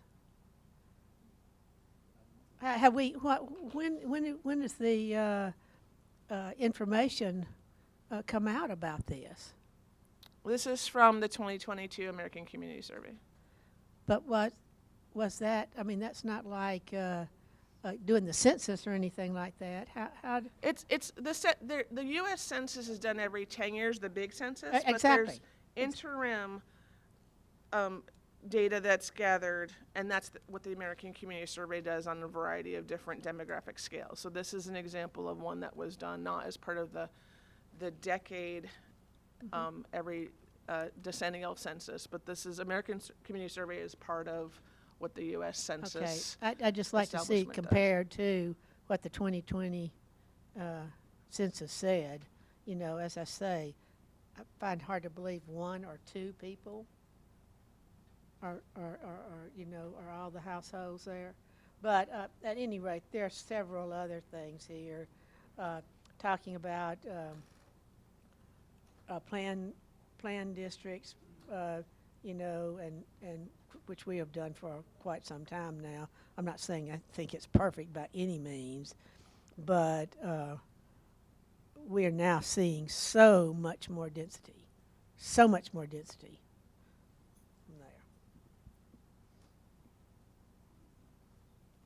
Get your hand right here, huh? Okay, one long shot. I don't have my thing, but the comments that Ann made, I think the one she pulled up about the duplexes, I am in total support of having a duplex on lots because that gives us more affordability if there's a lot large enough to have 2 families in a house that looks like one house. For example, Carriage Park has some duplexes out in that subdivision, and there are a lot of, and Jay Franks built those several years ago, and 2 families in the duplexes, and they look really, really nice. And there are some lots that are large enough in off of Liberty Pike where a family could even have accessory dwellings with an opportunity to have another family member there. So to encourage more senior-friendly and also more affordable housing opportunities, I'm in support of the accessory dwelling units and the duplexes because I feel like that's going to give us an opportunity to serve 1 more person per per household, because we've got to look at some ways. We talk about it's almost impossible, and how are we going to get affordable housing, and how are we going to do this, and in the next 20 years we're going to have all these people, but as we get opportunities, we've got to really seriously think about what difference they're going to make if we can just do a little bit. And that's my thought on that. Could I say, it said to have duplex in a single family zone. That was my concern. There might be plenty of lots where, there could be more than one dwelling unit, but not in single family, in my opinion. Is anybody familiar with Carriage Park development? Does anybody know the duplexes there? Okay, when your turn comes to talk, if you want to give some information on that, that's an opportunity for us to change this land use plan to allow for this accessory dwelling and duplexes, and that's going to give us at least some little bit of leeway into trying to make a difference. If we do nothing, we will have the 2 million plus homes in the next 20 years. We've got to do something. I'm just going to quick clarify that the proposal as this stands here is really looking at adding the duplexes as secondary uses in the single-family design concept, which would be new construction. There definitely can be proportions of what the mix is of single-family, detached, and duplexes. So just it's looking at moving forward just to put into context of when and where duplexes could be increased. That's the proposal that is here. Sir, did you want to say anything? No, okay. I thought you had your hand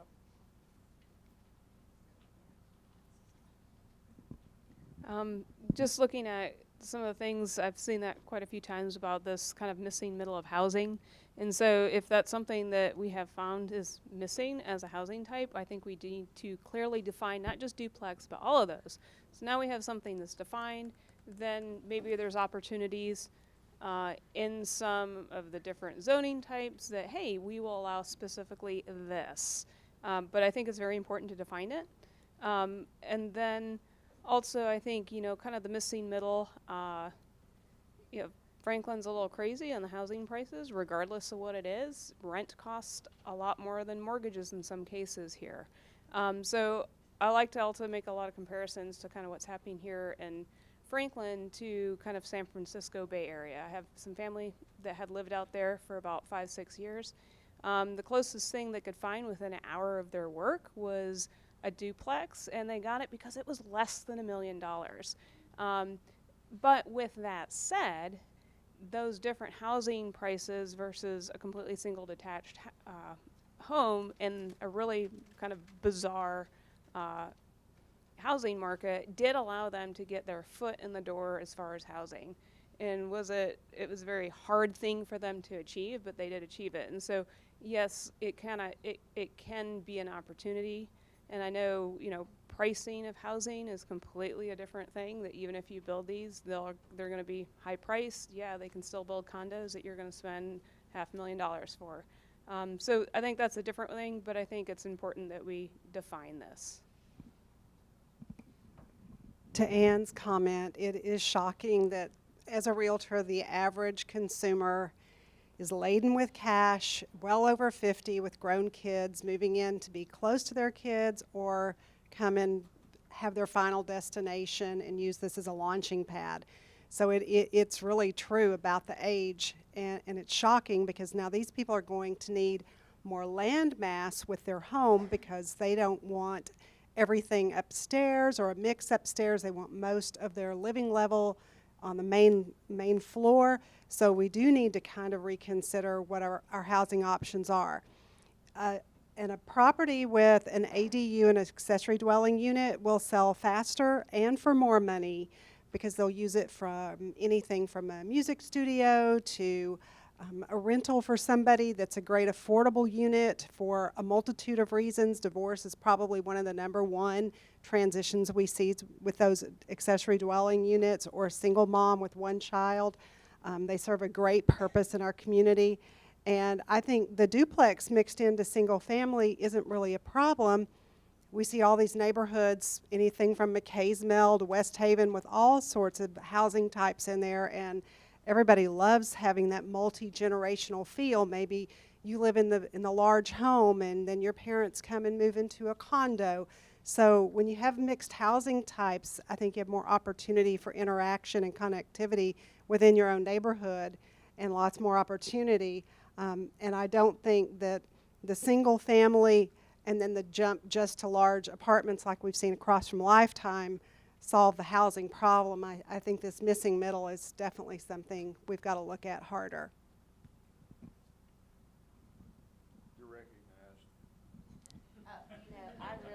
Okay, so there's a verse in the Bible in Esther that says, maybe I was made queen for such a time as this. I'm not Esther. Maybe I was made planning commissioner for such a time as this. I'm going to try not to become emotional because this is very, very near and dear to my heart. My dad and I own property on Natchez, and there's a segment of Franklin that paying $2,900 for rent is just so far beyond them that it would seem ridiculous. It would seem a pipe dream, and those are our tenants. And when we first started Envision Franklin, I talked to staff about something just like this. My dad and I own a duplex, okay? And we have kept it vacant for almost 3 years because we're going to demolish it. And our plan is to rebuild a duplex. Natchez Street is full of single-family houses. Some of them are now monstrosities, in my opinion. I know I'm being recorded. Yes, I said it. Yes, I mean it, okay? And here's the thing, guys. We never plan to displace any of our tenants, and they don't pay anywhere near $2,900. Cannot. They're part of the working poor. Work every day. Work hard, okay? Our business is also our ministry.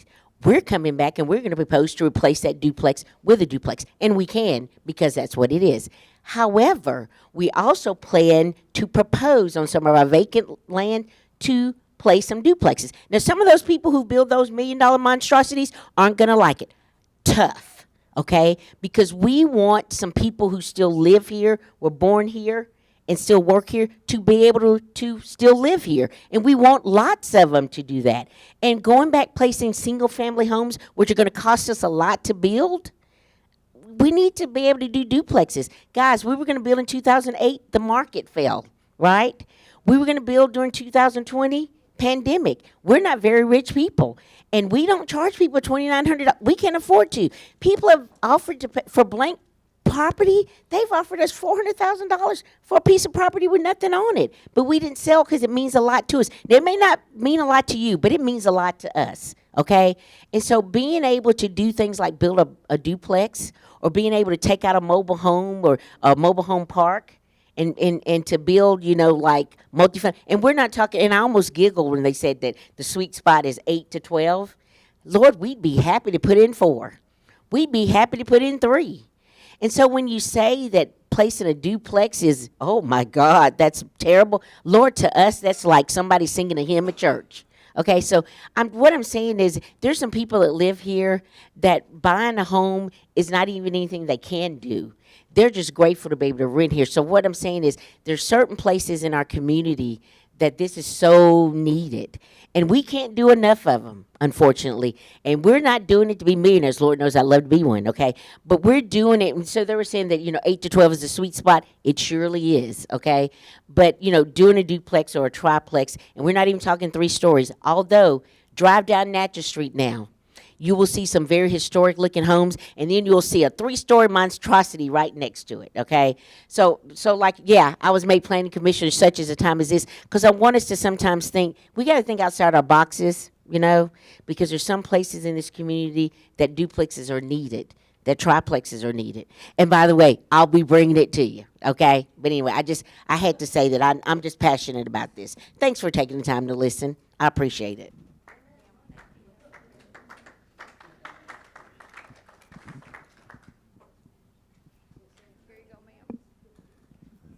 I just wanted to comment on the duplex one more time.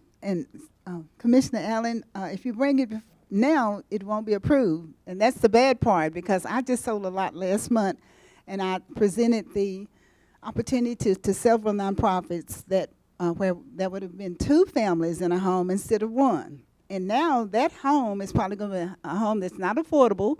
We talked to Habitat for Humanity, community housing, Hard Bargain, different ones who would have, if there had been an opportunity to put a duplex on that lot. It was a pretty deep lot, but according to the land use plan right now, it can't be done. So that's why I'm rallying for it. And Commissioner Allen, hopefully we will understand this, and when you are ready to bring your plans for your big duplex, there will be something that's in the books that we can do, and there will be twice as many people. When you talk, see, you're talking 2, that's 4 houses right there. If you've got 2 coming, that's 4 affordability homes that we can add to our little numbers that we have none. So I am totally in support of the duplexes. I just want to add that.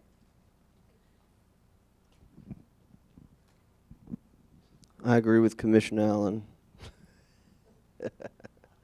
She's spot on. I think the thing we've got to do is, because we've got all this land that, and you think about it, you think about a family, you know, if my parents ever wanted to move to Franklin from Decatur, Alabama, where their houses aren't selling for $1 million. You know, they're not coming from an area that's, you know, California or somewhere where you're cashing out and it's cheaper here. So I think having those opportunities. Now we have to be very careful though, and the devil's in the details. You know, our VRBO restrictions and all of that, because we don't want to create a supply of VRBOs in our neighborhoods. But if we can get the zoning right to have those accessory dwellings, you know, more of those show up. And it's senior housing too. I mean, it would be a great source of senior housing. I think I didn't take this as the examples that you showed were reflective of what we're seeing proposed, because as Alderman Peterson said, they're not. We're not seeing that. But so it's almost like we need more options, and then capping the scale. So we just have multifamily now, but I don't have all of these be options in a multifamily or mixed residential area, but in the specific area like Cool Springs and the factory district would be different. Like we wouldn't let there be, or go back to the mixed middle, sorry. But yeah, you know what I'm saying. I don't want to speak on a specific development, but we would not allow mid-rise in that area. But you know, it's kind of, but anything below we'd be okay with. Let the property and the developer kind of choose. But all those are options. Guess what they're going to do? They're going to maximize the land to the most units they can get, but we can limit the building type or the type of housing. So if we don't want big monstrosities, then we say, well, maybe only multiplex mediums are allowed, or townhouses or triplexes stacked in percentages of each. I mean, you got to give them flexibility to do it. But right now, they're going to go to the max density every single time, or the max. And so we kind of have to cap it, and then let the market kind of. They're going to provide the, you know, type housing, but then we wouldn't get all the mid-rise. Now that's, I don't know how you do that, but that's why y'all are the professionals. But I think that's what, you know, from a common sense standpoint is, if we don't want to see more of these things on Liberty and Carruthers, which we don't in certain areas, well then you just wouldn't allow that, but allow flexibility, maximum flexibility on the types of housing, and then they're going to come with a PD anyway, you know, and we kind of self-restrict, you know, just by the size of the buildings. Where'd you go? Thank you. Let me give you just something I'm working on.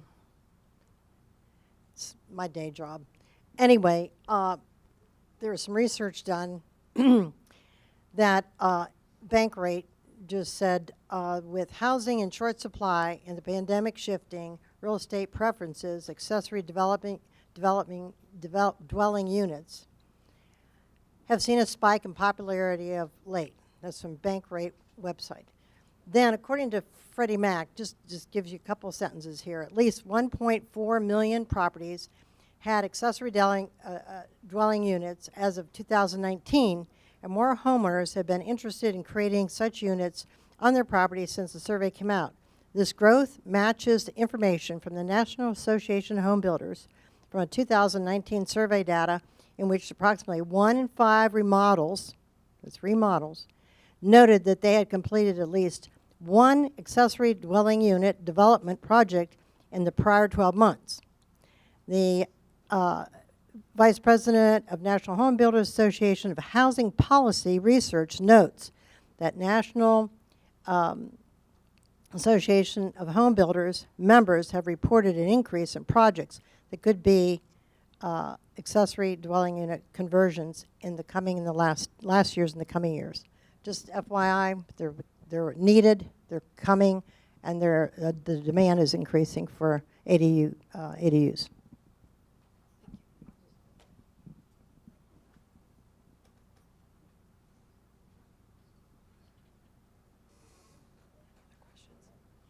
Well, I appreciate your comments today. I've been taking notes because it's just definitely good to take these bigger picture and plug them into directly where you all kind of seeing them fitting and where the concerns as well as the needs are. So I thank you for that. And this will be part of the bigger strategy report that I'll be producing. So anything else before we probably take a little break and then, okay, great. Thank you very much.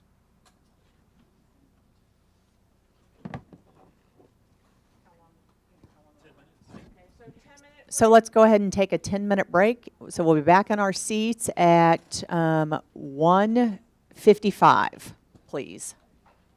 If everybody could find their seats, we're going to get started again in just here a few minutes.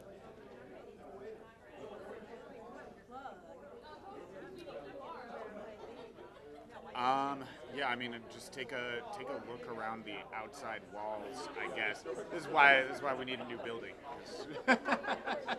You know, there's like 4 plugs in here. But that front one, the one that's plugged in on the top is just that you can unplug that if you want to take that one. And then there's probably one on that side wall, but I'm not totally sure.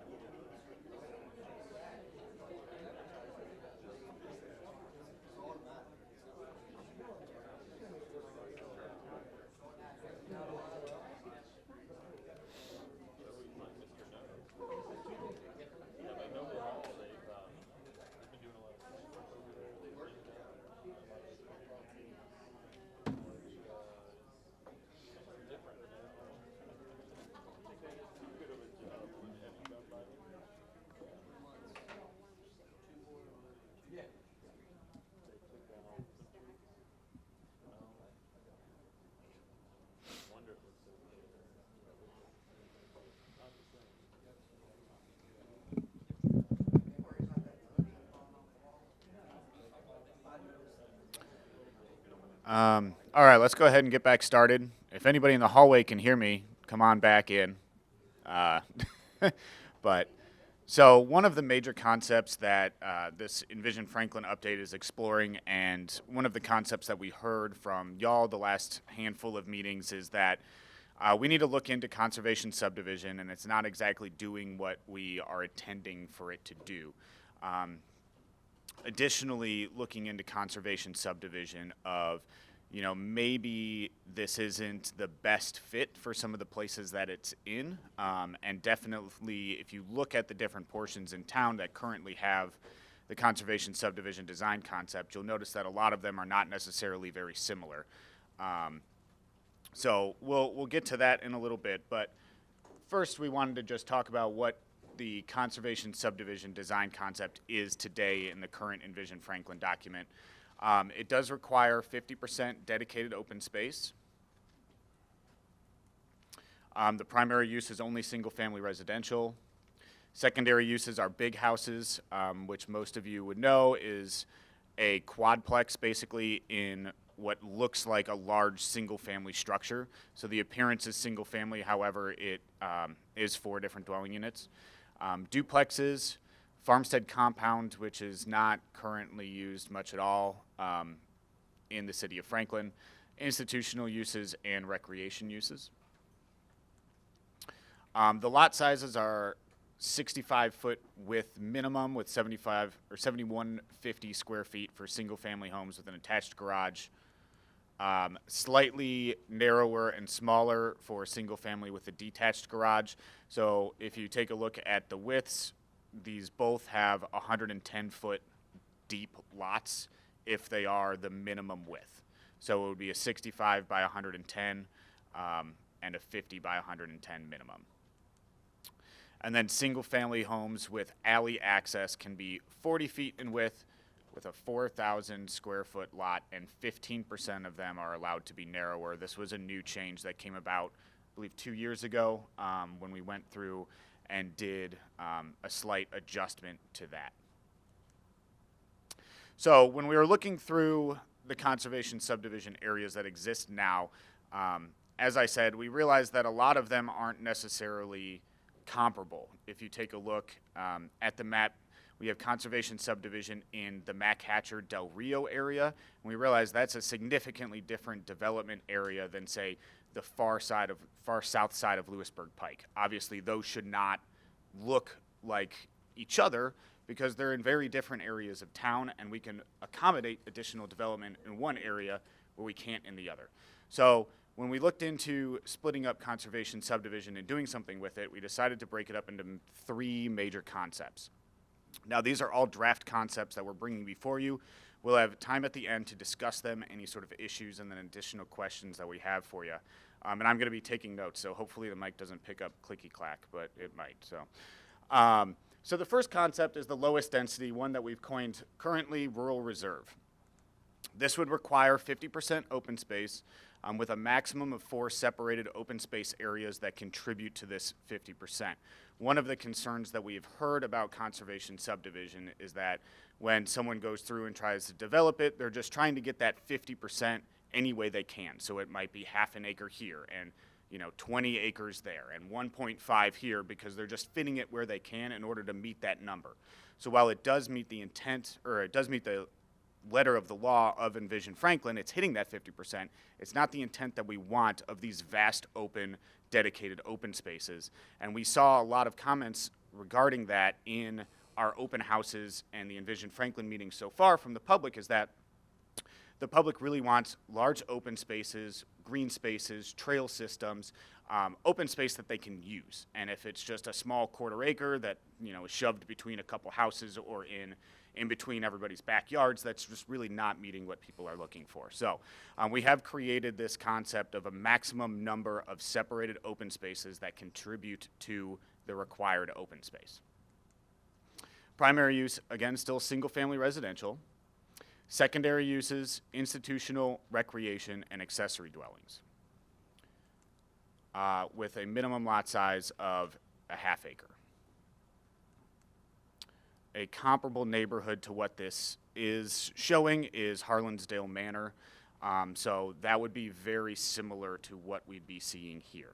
Now, again, this is the lowest density, so we would be looking at this on the far corners of town as we extend into where county developments are occurring. So this would match closer with existing county subdivisions, as well as anywhere where we've heard overwhelming comments that the citizens want to maintain a rural feel. So you'll see sort of at the end, I have different areas mapped out with examples. So one example of those areas would be south of Mac Hatcher along Franklin Road, where people really wanted to continue having that rural corridor. This could be an example of where we would put this. So the second concept is sort of a mid-density. The current working term is conservation neighborhood. This would require 60% open space. Again, a maximum of 4 separated open space areas. The primary use would still be single-family residential. However, it opens up a myriad of different secondary uses that would not be seen in the rural reserve area. So it allows for duplexes, townhomes, again, that farmstead compound, live-work units, institutional, recreation, and again, accessory dwellings. Lot sizes would be roughly comparable to what we're seeing now in conservation subdivision. However, instead of it being that 110-foot depth, it could be 100-foot depth. So we make these numbers work out a little bit easier. That 65-foot width minimum, 6,500 square feet. Detached garage, 50-foot width, 5,000 square feet. Alley access, 40-foot width, 4,000 square feet. And again, that 15% allowed to be narrower. Sorry, this screen has what's back. So. All right, great. So if we move into the third concept that we've outlined, which we have the highest density, and we are coining currently the Village Green. This would require 70% open space. Again, that maximum of 4 separated open spaces areas contributing. Primary uses of single-family residential, duplexes, townhomes, small-scale multifamily, which is a new potential land use that we're exploring with this update, which would allow for a maximum of 12 units and 2.5 stories tall, as well as live-work units. Secondary uses, again, accessory dwellings.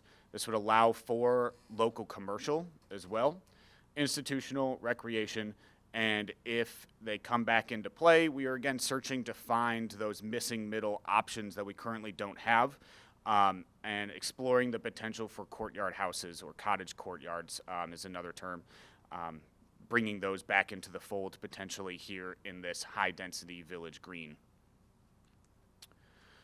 Lot sizes, the only lot size requirement minimum in the Village Green would be the single-family attached garage. Now, this 65-foot width has been set for pretty much the entirety of Envision Franklin. That was determined that in order to get lots that don't feel like the garage is dominating the entirety of the front of the house, that 65-foot width is the number that staff is safe and comfortable with. So we want to keep that width the same for single-family homes with attached garages, so we don't just see garages dominating the front of every home if it were smaller. So that small-scale multifamily structures would have a 12-unit maximum per structure and a maximum of 2.5 stories tall. So we want to keep this as small-scale multifamily as we can, but allowing for that additional density because we are getting additional open space. So I've thrown a lot of numbers at you, so I wanted to help everyone just visualize a little bit. We've talked 50%, we've talked 60%, we've talked 70%. So what does that actually look like? So 50% open space, what is currently required by conservation subdivision, is this rural reserve and a single family only. So if we took an example, this is just a 100-acre lot, and each green spot is 1 acre. So 50% of this theoretical development is dedicated open space. So this would be single family only.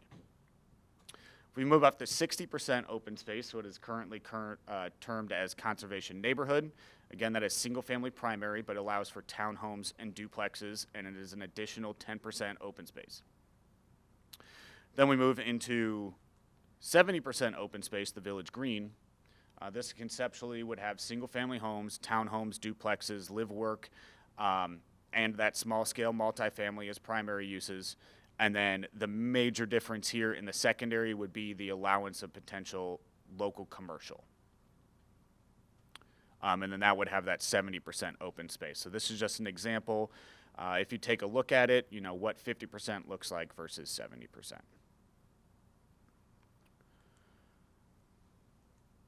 So all of this doesn't mean much unless you can visualize it in your head.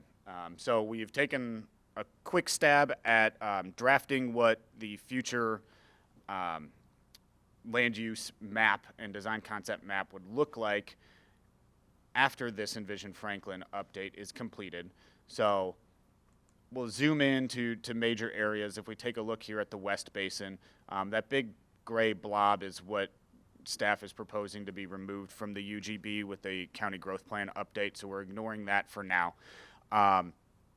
There's a lot of conservation subdivision in this area right now, so if you take a look, the major changes, if we have over, let's see, Up in this far corner, we have dedicated this as that rural reserve, that 50% open space with the smallest amount, the least amount of density.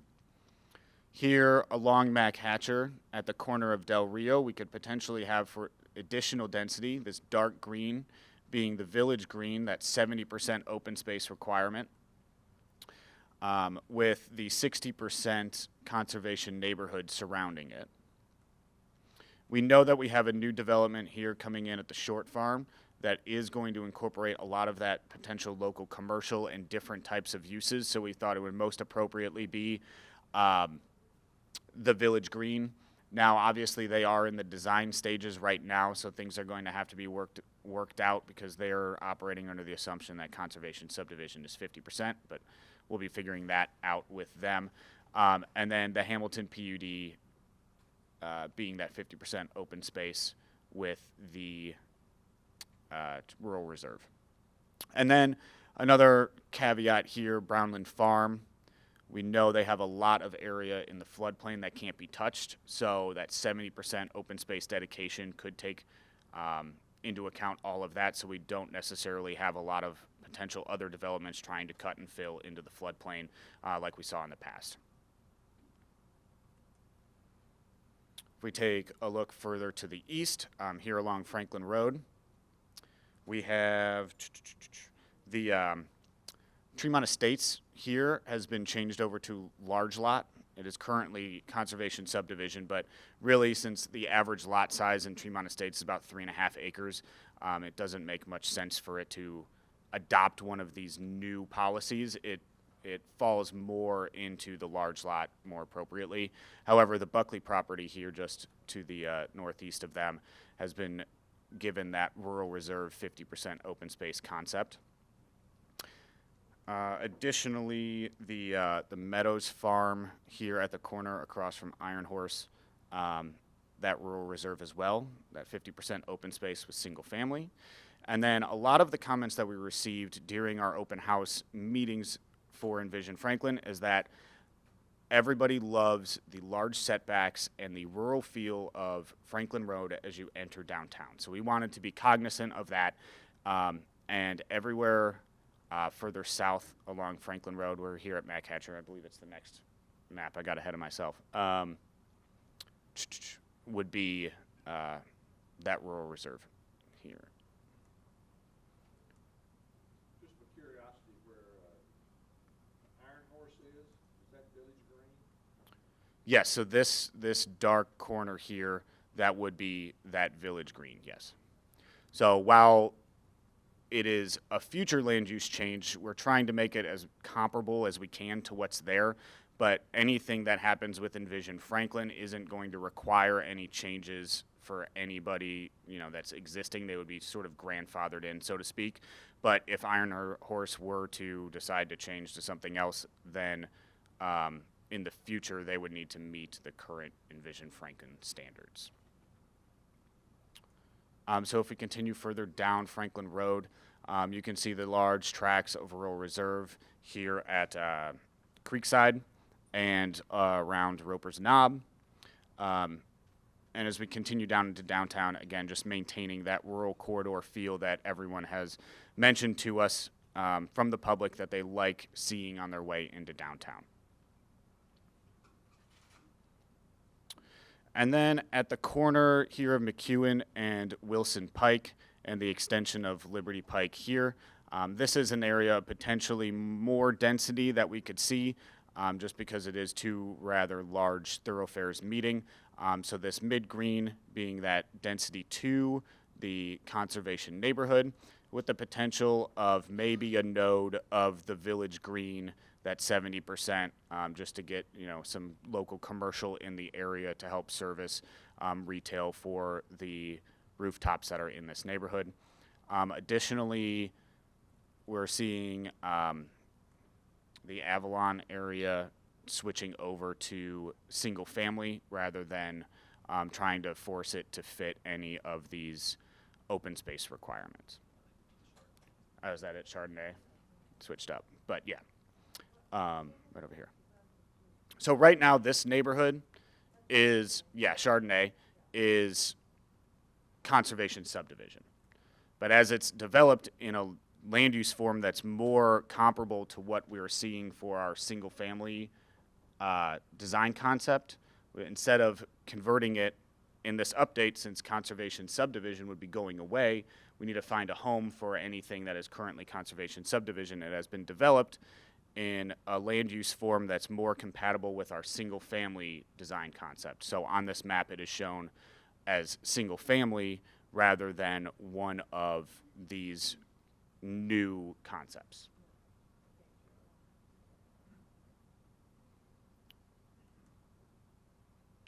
And so another major topic that we discussed at our last joint workshop was Mays Creek Basin, and specifically the Smith property. So as you can see here, as we extend past North Chapel Road, we have this institutional and local commercial or neighborhood commercial node. And the Smith property has tentatively been given that village green concept, the 70% open space with the potential for local commercial uses, and that small scale multifamily, with the rest of the basin remaining in development reserve until we know that we have the capacity to serve it. And as they, bring these properties to our attention, they can request changes, as it goes. But we do know that the Smith property has strong interest in developing. So because we don't want a large road to nowhere, they have been given that 70% with the additional allowances. And again, it's just in draft form. Then if we take a look on the other side of the highway, just this far southern portion of Lewisburg Pike is currently, again, conservation subdivision. So as we extend down here to the edge of the UGB, that being the rural reserve, the 50% with single family, and then potentially as we near the other developments and future developments in this area, getting that conservation neighborhood concept to allow for potentially other types of housing units. And I think this is our final little subset. Just this small portion near, again, the edge of the UGB, getting the rural reserve concept because there's not the potential for service there right now. So if they do come in, we want to make sure that it's something feasible. But it's very likely that nothing happens in this area until Mac Hatcher extends, as they're going to be running right through here.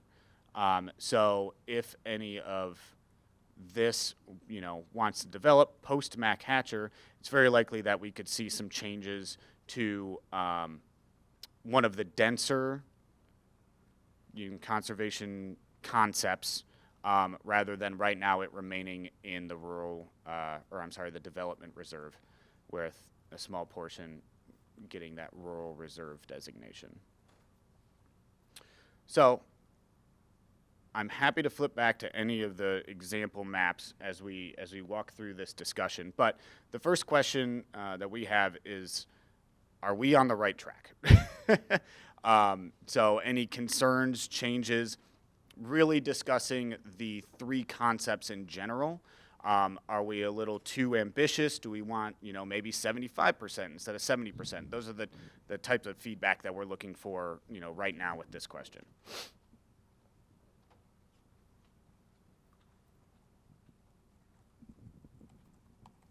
First of all, I'll just say, and thank you for putting TDRs on this conversation. A lot of what I'm seeing here when I think about Mays Creek, Goose Creek, Franklin Road, Mac Hatcher, Factory District, West Harpeth, to be candid, we're trying to do through zoning what's difficult to do through zoning, which is control a lot of this conservation, yet need for density to get to affordable and attainable housing. I think these are all ripe and perfect for TDRs, but so all my comments I'll give with the caveat that I think if we get to TDRs, we probably solve a lot of this problem without having to do all this. But nonetheless, I think we are definitely on the right track. My preference, I like the first concept a lot. I like the third one a lot. I actually don't know that I really see a tremendous amount of need for number two, or at least there's not enough difference to me in number two. An extra 10% open space, but allowing for duplexes, townhomes, and all that just feels like it's still a lot. And I feel like we're just going to be back with number 2, we're going to be right back in some of those same discussions where we see stuff that we don't really want to see. To Alderman Baggett's point, the developer's going to come in with the max they can do anyway. So, I mean, to say its primary use is single family for 60%, I can trade in a little more open space for all of that build out. I just don't know if we need concept 2, but I do like where we're headed with 1 and with 3 for sure. There was something else I was going to say. To follow up on that, would your opinion on it change if additional primary uses such as the duplexes and townhomes were added to primary versus secondary? I think in number 2, I just think we're allowing for too many uses for not a lot more open space. So if we're going to go to 70, like I'd rather see, I don't mind giving big density where we're getting big open space, like the concept 3. 2 is just so in the middle that I almost feel like everybody would pick 2, or like I don't know. I just don't feel like there's enough differentiation. I feel like with 1 and 3, we get done what we're trying to get done through 1 and 3, but maybe I just need more time with it. The only other thing is institutional. I just think at times institutional can get us in trouble because there's some things that can be done in institutional that may make a ton of sense in these areas. And then there's sometimes when something institutional can come in that is absolutely not what you would want in an open space rural setting. And so I don't know how we better define institutional, but it's the one piece up there that I think it's so open that it scares me at times. So. I did a bit, my head's spinning. Does the next slide show more of a contrast of all 3? Or not this one, the next, but the next? We have an open space like concept slide, but unfortunately. Okay, go to the one with all the green and white graphs for me, okay, please. I can do that. That would be helpful. So, I'm gonna say I'm very ignorant here. This will help me. I can't wrap my head around why you would have the 70% open space have the most opportunity for types of options, because to me that's backwards. And again, I'm ignorant here to say it would make more sense that you had more opportunity for types of amenities and styles of development where you have more open space, less open space, because to me it would junk up a development that's 70% open space, and like Matt said, all of a sudden you have something institutional where you have less development and more open space. To me, it should be the opposite. Where you have more open space, you should have less open space.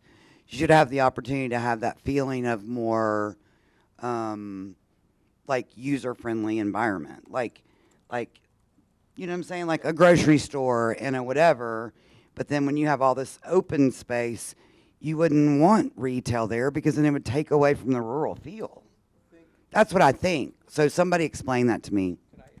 You may. I would say, remember that these are all technically conservation concepts, so there are places where we want to preserve anyway. We're just allowing some greater density. Think Serenbe. So Serenbe had really great mixed use, retail, housing, all of that packed, but you had a lot of great deal open space. And it was beautiful, and it all worked. The design concept worked in that setting. But these aren't areas like mixed residential or commercial residential, like some of those other areas where you would expect all that density. These are still conservation areas. So I think the 70% open space in a conservation area gives you the reason to give the density in a tighter pact. I don't know if that makes sense. But it looks to me like it would junk it up more. You know, if you've only, look at 70%, look at 50.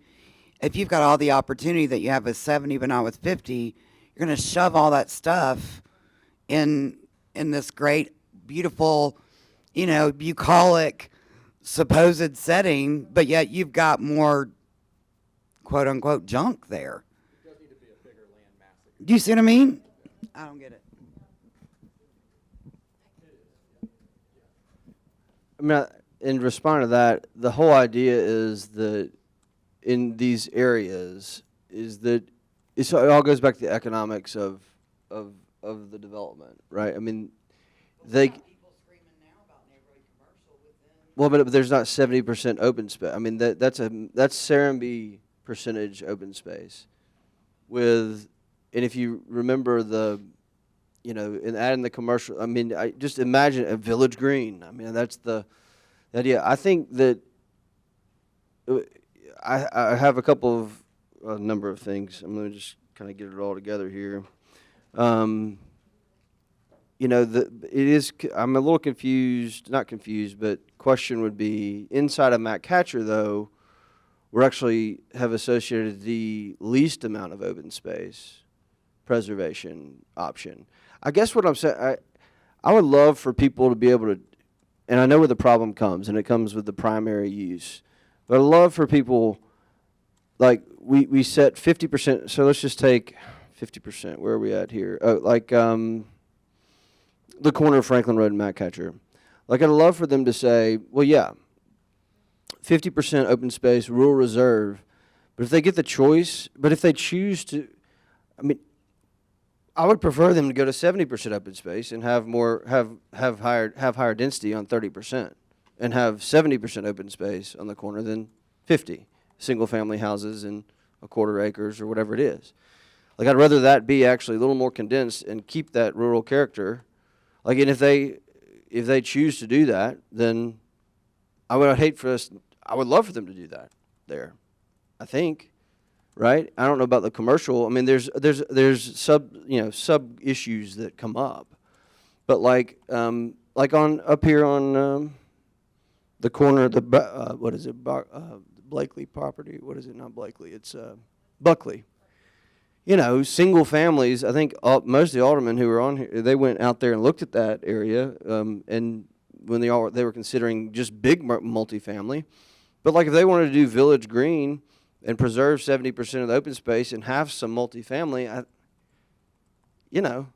70% open space, and they get some more housing type. I think the bottom line is like more flexibility, trade-off with the more open space. I think the issue comes with primary and secondary. We could come into some issues like with that concept of giving some more have them be able to choose the next level of, if they want, and then restrict, which one they can go to the more open space options if they choose. Those are allowable too, but we kind of set it properties, because some properties just aren't going to be good for, just single families. Does that make sense? Kind of. So I think what you're getting at is maybe rather than dictating exactly where each of these concepts go, we rather keep more of an umbrella, and potentially like the developer gets to choose which concept they go into. Well, there might be some that we that are only good for a certain thing, and maybe there could be special consideration. I don't know. Y'all are professionals, but you see the idea. The idea is if they choose to do more open space, then they are allowed to have more housing option types. And I don't think the community is going to be upset the fact that, and by the way, with a cap on the types of multifamily, we're not going to let what Alderman Peterson was discussing happen there. But with some of this missing middle housing type, it just gives some flexibility there, because that's the only way we're going to get the open space rural character development is to let them choose to do that and do it with economic incentives that are more condensed development. The last thing, cottage courtyards, I'd love to add those to conservation neighborhood. I think that's a huge opportunity, and we have to figure out with fire and everything how to make that work.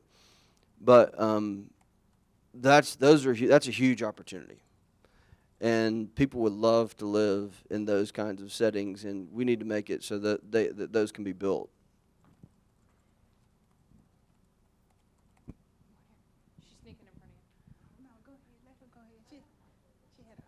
Going to say, when you first showed those, I thought I was in middle ground with number 2, but as you looking at number 3, to me, having all the density right there together, clustered together, and then having that open space, it'd be like having things in the middle of a park. I think I would like it. I think it'd be nice. You have to live, work, you have different uses in there, and having all of that green space. I think number 7 is a 70% open space for number 3. I think that's a good option.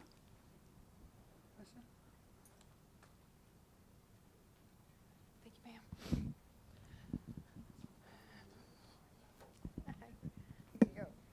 I guess the only question I had was with staff. Is it this, does having the 3 option make it really complicated for you guys? Seems like this is a lot to administrate, and I think it would be more difficult for you, to be honest with you, looking at it. Talking to Brandy, the 70%, the only thing I saw was if a developer wanted to have all these options, they'd have to give up some open spaces. You know, I thought that was an incentive that if you want to do all this, you know, you got to go to 70%. I really didn't have a problem with that. But it seems like you're just having the 3 options was overcomplicating it for staff. My only thing was pick 2 and go with it. 1 and 3, I was kind of like, I think Matt said it. 1 and 3, I was kind of like, yeah, you could get rid of the second one. I didn't really have a problem with any of it. I was just thinking maybe you kind of make it harder on yourself. That was my only comment.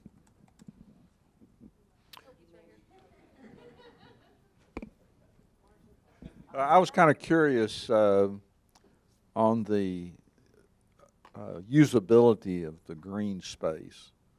You know, the 70% sounds great, but what if it's all a bunch of cruddy land that can't be used? Is there any qualifications we can work around on that? That is an excellent question, Mr. Mayor. So what is the goal for our dedicated open space? Now, a sub-question for this. Now, I don't know, did you want to make a comment on the previous stuff, or should we move on? Is it going to be related, or? Okay, so ultimately, that's another question that we have for you all. You know, are ag uses, equestrian uses, ball fields all to be viewed the same? You know, we see a lot of developments come in where they're either, you know, putting stuff in the floodplain or putting stuff in their open space, and now it's 3 soccer fields and a baseball field. And is that what we want for our open space? Because this is where we get to decide it. So are all non-passive recreation uses to be viewed the same, or do we want to specifically outline what people can do in this open space? Let's see. See, now you asked some interesting questions. I lost my track of thought. The first thing I thought of too, when you had kind of all the 3 different types, I think maybe 3 different types might be excessive. It sounds like there's, you know, maybe the first and the last, and especially the last really preserving that open rural character. And then thinking about, because I know the intent of the conservation subdivision, and then I know, you know, where people slice and dice that this little stormwater area is this and that, and you look at it and you can't tell the difference. You're like, oh, that's conservation, I guess.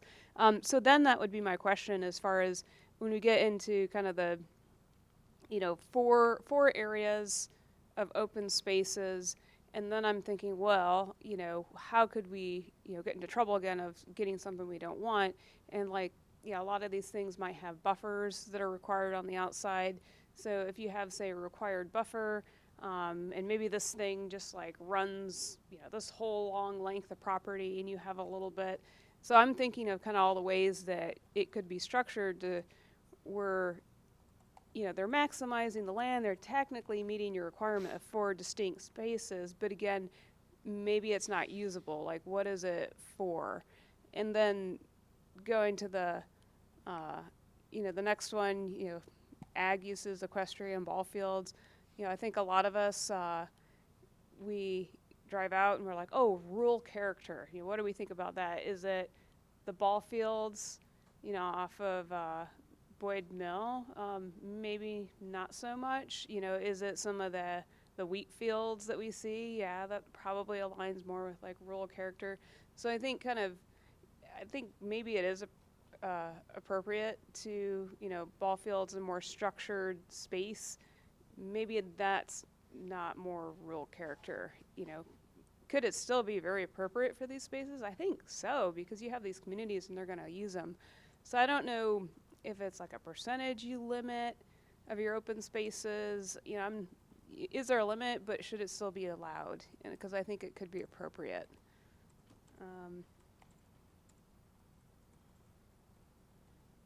Yeah, and just the other thing, I like the idea of doing increased density with, and then allowing some more open space.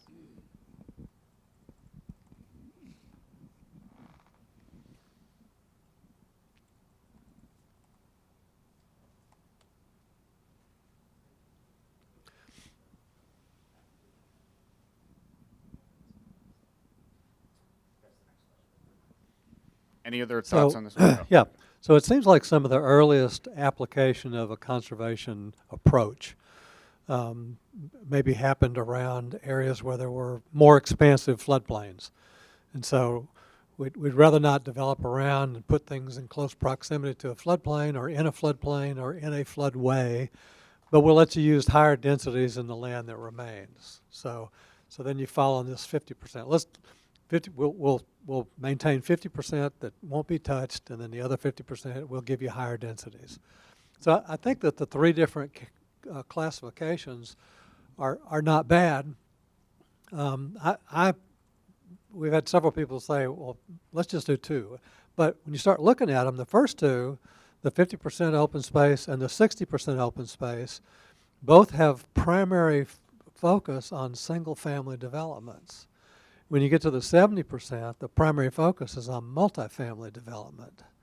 So I think the 60% in the middle, because the real change from the 50% open space is that now we're going to give you a mix. We're going to let you put a few duplexes or things like that in there. And so, because it's not uncommon for us to get a request, I want to build a new subdivision, but right in the middle of it all, I want to put a bunch of smaller lots, and while those don't constitute, go into a multifamily component, they do begin to increase density just based on lot size and things like that. So the 50% to 60% seems like a logical progression, and then the 70% where you've got more of a focus on multifamily, but then you're going to maintain more open space. And maybe it's associated with a floodplain, maybe it's not. Maybe it's just an opportunity to leave some space open.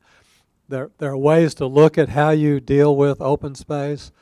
And a lot of my focus at my day job is that we have provisions in Nashville that say, even if you've got a wide expanse of floodway along Mill Creek, for example, there were some historical old ballparks, and an applicant came in and said, I want to build a new soccer field, and I want to put it right here on this open field, and it was totally covered by floodway.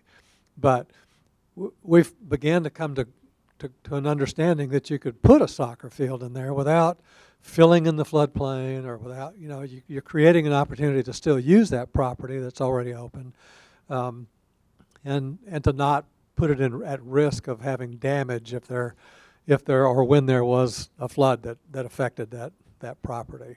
And that's been, a reasonable approach to, defining uses that you could still put in a floodplain or a floodway without the potential for damage. So I like the three different classifications based on the change in the way you use them. I think we gain by getting more open space, the 60% level or the 70% level, in exchange for parking a little bit higher density in with multifamily and things like that. So.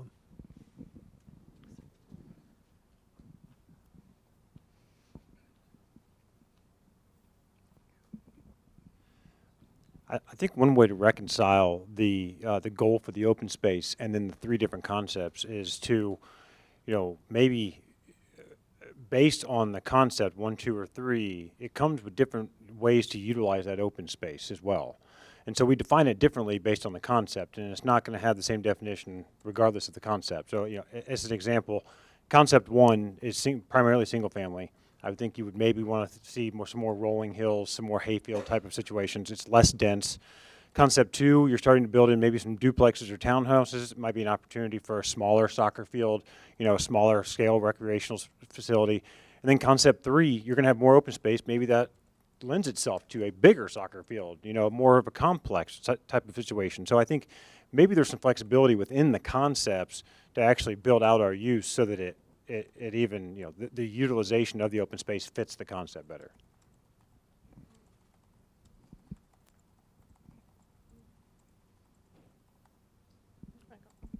I like that idea, and I think that needs to be fleshed out a little bit more, but I lean towards ag, equestrian, low intensity use. You start ball fields. I think it just depends on the area, actually it's really becomes property specific and how the development ends up being laid out. I mean, the bottom line, it's going to be development specific because, for all the reasons that Nick just said, I mean, I just think it's hard to blanket all three concepts with the open space use. I think the public wants the more ag, equestrian, rural character, but I think there is certainly situations where some of the open space might be conducive to light, non-passive uses. But yeah, I don't know how you do that. That's your job. But I think, I think that there are some situations where it would be acceptable, and I don't know if we can look at those on a case-by-case basis, and Planning Commission can speak into that, because if it's in the back of there's just all kinds of scenarios you could go through where a soccer field would be very appropriate right there. But if we're talking like road frontage on Mac Hatcher as open space and putting a soccer field there, no. Like that needs to be the more ag, equestrian, rural character. So part of, as I'm looking at this, and I know we talked about the three, I actually do like the three for some of what Nick was saying a moment ago regarding single family.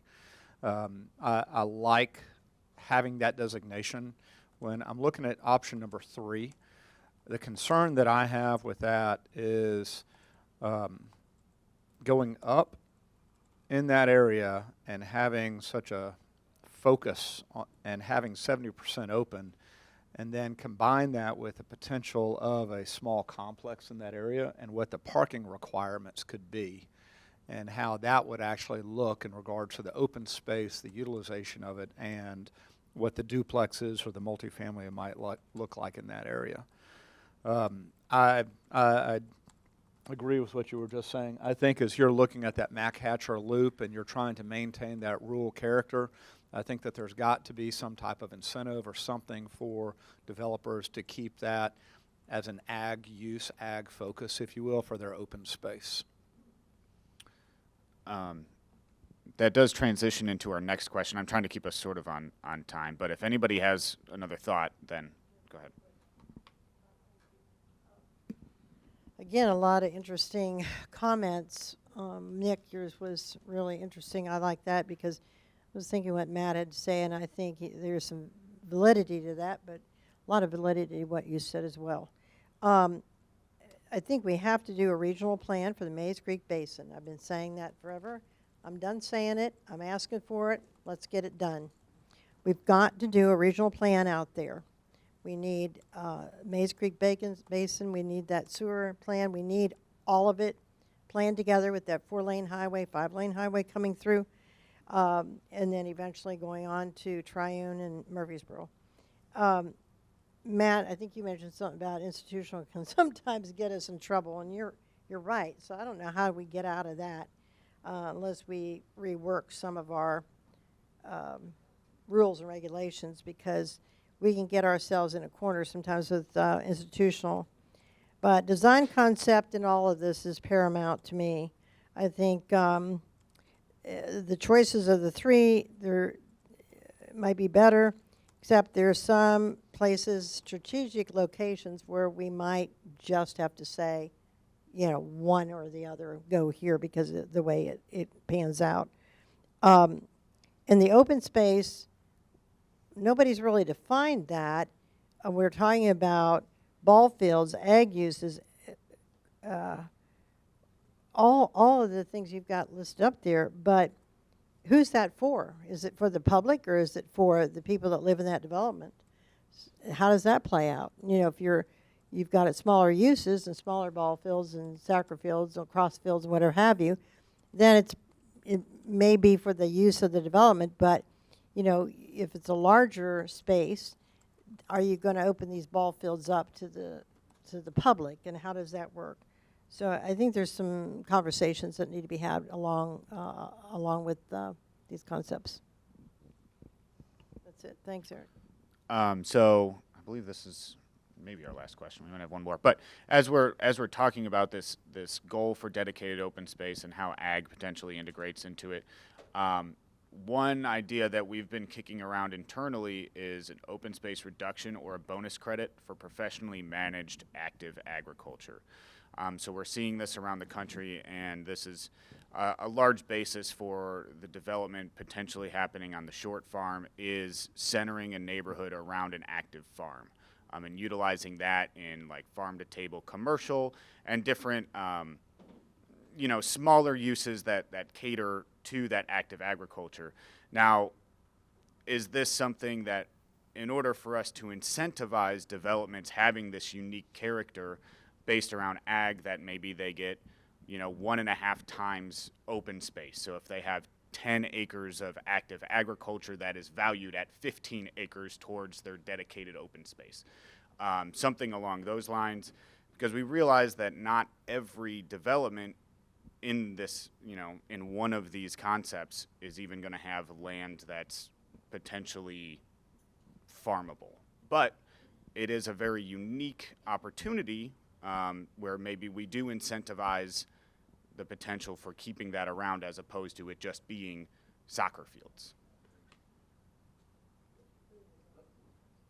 We want to pass the mic around? I love the idea. I can't not say it. It'd be great if we had a commodity like a TDR, because it'd be perfect in this scenario. But outside of that, I think this is a great. I like the idea. I do. I love the concept of it, and I certainly think what Southall did, what Short Farm's trying to do.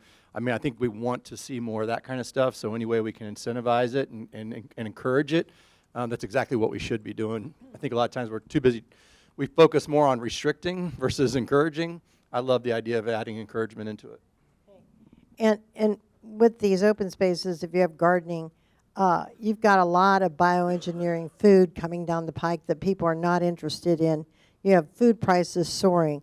And you move these people in different developments. If you give them an option for having green space, you have so many acres where you can have different gardens. And some of them can be managed very well, because you can give everybody, you know, you pay a certain amount, you know, like into your HOA dues or whatever, to have one of those spaces. And then, of course, the criteria is you have to take care of the space or you get booted out, because you just can't leave it go to weeds. There's ways to do that. I've seen it in different communities. It works very well.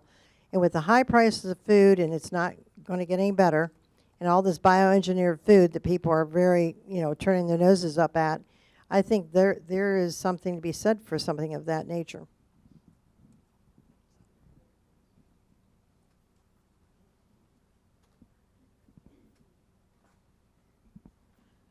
I think the idea looks really good on paper. Here's my concern. If you have a farm in a neighborhood, so we're going to have developers come in and pitch us on this fantastic idea. We're going to put a farm in the neighborhood, and we're going to hire somebody to manage it. But then in a number of years, it's not going to be economically viable. And then as soon as it's not economically viable, there's not enough money to pay a real manager, a real agricultural company to farm it. It's going to get turned over to the HOA. I don't know about y'all, but my HOA can't even decide what day to mow the grass. They're not going to run a farm, okay? And so that farm's going to go defunct. And I know it sounds really cynical, but I think that's the realistic opportunity. What happens, and we're going to have a whole lot of reduced open space for something that is not going to be a successful venture. So I guess if we went down that road, I would really like to understand the economics of the portion that's going to be a farm, and to determine how viable that is.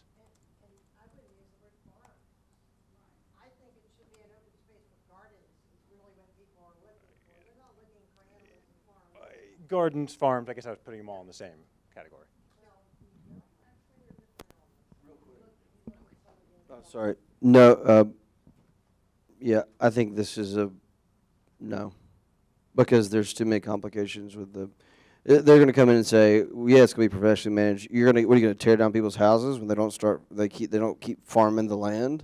You know, you're given the density up front, and there's no guarantee that it's going to be professionally managed agricultural land into the future. Or maybe the scheme that you've brought up, maybe there are some controls, but this statement right here, I think this is ripe for a developer to say, we're going to do this, and they get the density, and then it doesn't happen.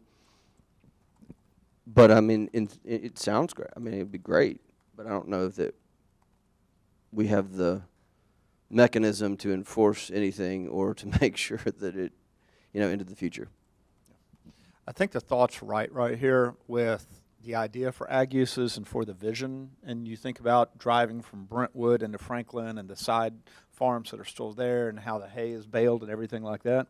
But there is a break-even point for these farmers that are having to trailer in their tractors, put in their equipment, and then harvest everything right there. And if there's not enough acreage right there to do it on one good stop, then this is not going to work as far as collecting wheat, collecting grass, whatever they're baling.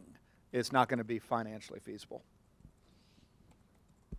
Yeah, but there's also people like the Gentrys and like the Shorts and like the Delvins, and I could go on and on and on, who have centuries of this is their livelihood, this is what they do. And if we stop believing in those people, then shame on us.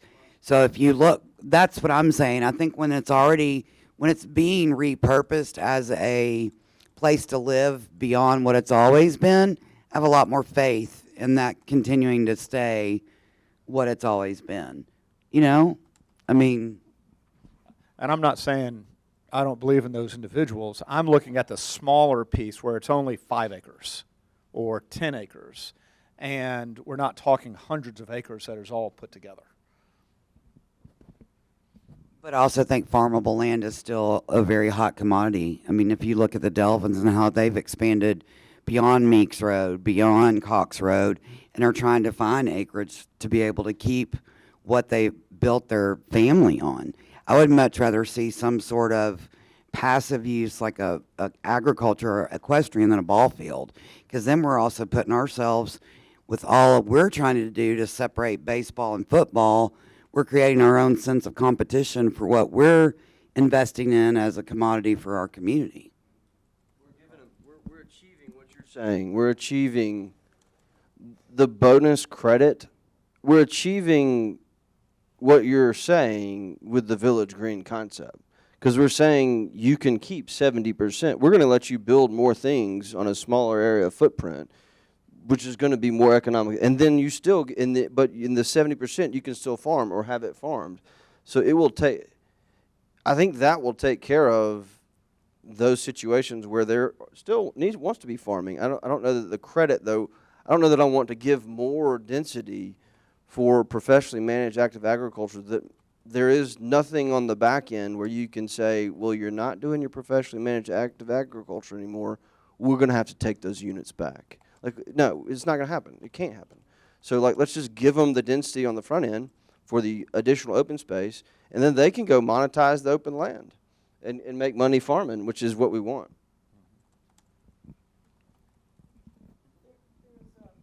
And I won't read this to you, but they're in the Tennessee, and I recalled this, and I Googled it, and it came up. Community gardens bring a little country to the suburban neighborhoods. And if you Google it, it's July 13th, 2018. And Jason Cloud talks about Carruthers Farms, a community garden in Nolensville, and a couple other places that they have. And residents of 2,000 people developed a little community of gardens inside the community for food for those residents. And it tells how it was done, and organic gardens, dog parks, and all these things. Dave McGowan was involved with that with Region Homes. So those things can be done in a small development, even 2,000 people here. All right, so we're running out of time. We have one more. We'll make it quick. And then I got one final question for y'all. I think it's a really intriguing idea. I think comfort levels, maybe examples of kind of successful examples, and I think we all probably have different pictures. Is this cornfield that's harvested by massive harvesters? Is it somebody having, some goats out there? And then I think, also the idea of a community garden. I think I'm a big proponent of that in so many ways. My big question on those is, who are they managed by? Community, ideally, but is that from the developer that puts that as a HOA? You have to have some sort of management behind it, otherwise they look really bad. And then you know, if you're saying, hey, you can put a community garden, maybe for a very minimal increase of density, that would be kind of enough of a carrot to get stuff like that. Yeah, enough of a carrot to get, you know, those, I think, really special things in our community. But again, maybe it's a minimal amount of density, just enough, you know, because a lot of times when developers are looking at this, if they can get like 5-10 more units, that might be a really big thing in their budget, and then we can use that to get, you know, more engaging things for the people that live there. And to add, what, and this is my open mic time. So dog parks pollute the hell out of the creeks that run close to them, and community gardens, I think the one at Christ Community Church has been successful, but I've seen a number of cases where community gardens turn into a disaster, that people start stockpiling their bags of leaves so they can compost them on site. And we've had to shut some down. We've got 400 parcels in Nashville that we manage and maintain on a daily basis. And community gardens, in a rare few occasions, have worked okay. Others, we've had to shut them down and clean them up and post them so that people will leave them the hell alone. All right, last final question. We're just going to do a raise your hand vote because we got to move on. Can small scale multifamily be an appropriate primary use in the 70% open space village green concept? This means we could get a development that's entirely small scale multifamily because it is a primary use. Raise your hand if you think yes. Small scale would be that maximum 2.5 stories, 12 units per structure. All right, that's mostly yes. Wonderful. That's it for me. Thank you. But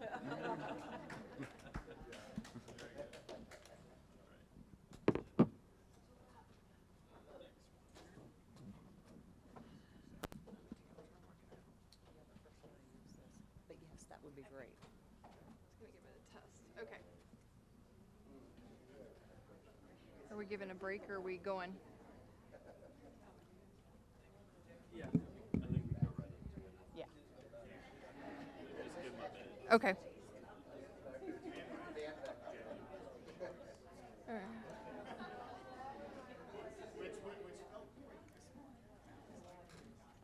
I think we can go ahead and get started. Okay. I want to thank everybody and congratulate you. You've made it to the home stretch. We're at our final session for the transfer of development rights. Cynthia and I have put together a presentation today that's going to go over the mechanics of what a TDR program is, looking at the implications of what a TDR program could have for looking forward into Envision Franklin, as well as looking at the strengths and the weaknesses of a TDR program for your community. So with that, I'll kind of start at a 10,000 scale view. What is a TDR? A transfer of development right is a conservation tool which allows a landowner to transfer the right to develop one parcel of land to a different parcel of land. So traditionally, what most people think of when they think of a TDR is they think of the outskirts of town, they thought of a plot of land, and transferring the right to develop that property on the outskirts in your urban growth boundary and being able to take the right to develop it and put that into an inner city portion and have that development right be profitable for that property owner. Why are TDRs utilized in communities? They help to preserve areas important to the community, including open space, farmland, rural character, hillsides, historical areas, viewsheds, and natural resources. We put together some examples that are consistent to the size and the stature of the city of Franklin. I won't go through all of them, but you'll probably recognize a lot of them on this list. Arlington, Washington, Aspen, Colorado, Irvine, California, obviously Nashville, Tennessee, Tacoma, Washington. So these are just some of the examples of the TDR programs that we took a look at in doing our research. Looking at the enabling statutes for the state of Tennessee under Chapter 7, I just wanted to put together some quick points so that we all kind of understand what the enabling laws are. Looking at number 1, taxation. The transfer of development rights shall not be subject to taxation pursuant to Title 67. Chapter 406 provided that any instruments recorded in the county registrar's office, as a result of the transfer of development rights shall be subject to the fees set out. So what that means that they're not taxed. The second is the establishment of voluntary and involuntary TDR programs. I know several years prior you guys have had a work group that explored the option of maybe potentially putting a TDR program into the city of Franklin, and that was a voluntary work session. They're also under the enabling statute is the ability to have an involuntary. In some of the research I found throughout the state of Tennessee, the city of Knoxville had a growth policy for their urban growth boundary, which prohibited the involuntary annexation of any type of land within their urban growth boundary. So there are the options under the state enabling statute to be able to do a voluntary or an involuntary TDR program. Lastly, the receiving entity. This is a lot to kind of take in, but the gist of it is a town, a city, a county, or a county with a metropolitan form of government, the state of Tennessee, or a nonprofit conservation or preservation organization may be the receiving entity of a development right without allocating or designating that transfer development right to any receiving property under its ownership or control. So that's basically saying if a city, a county, any government unit owns property, they do not have to take their development rights and use it on the property that they own. It still has a private market availability. Important TDR definitions. These might be elementary to some of you, but I just want to make sure we go through and do a refresher before we get into the questions. Development right. The amount of the development that could take place on a tract of land under the zoning provisions. In the context of the TDR program, a development right may be defined as a unit of development, either a dwelling unit or a square foot or development right. What is a TDR? While a market must exist, a development right to be transferred, a TDR treats a development right as a commodity that can be moved from one property to another, either through common ownership or by different hands of ownership. What is a sending area? This is an area designated collection of contiguous or non-contiguous sites that can include farmland, forest, open space, other sensitive landscapes, historically or culturally significant sites, or sites in a neighborhood bordering commercial areas in need of a large-scale redevelopment.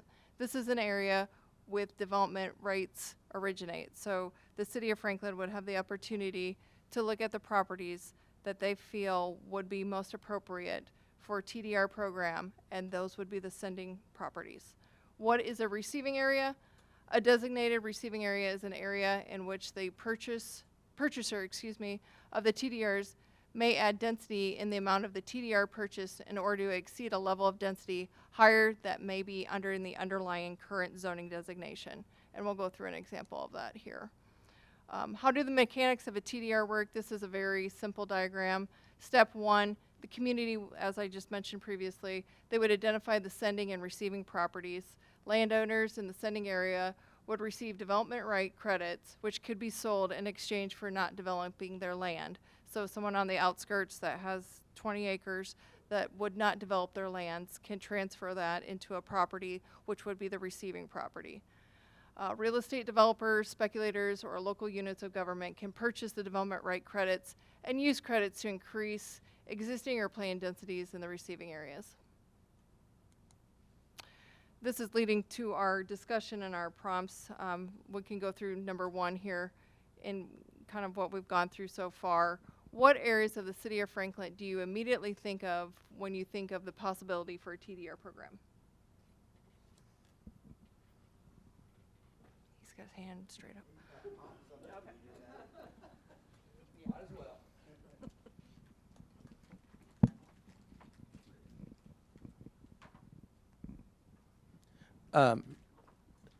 So I mentioned previously, I think when you look at Mays Creek and we look at that, let me get my northeastern side of Mays Creek and kind of up into that rural area, but yet we've got this 5-lane highway that's now stretching through sort of that lower portion of that.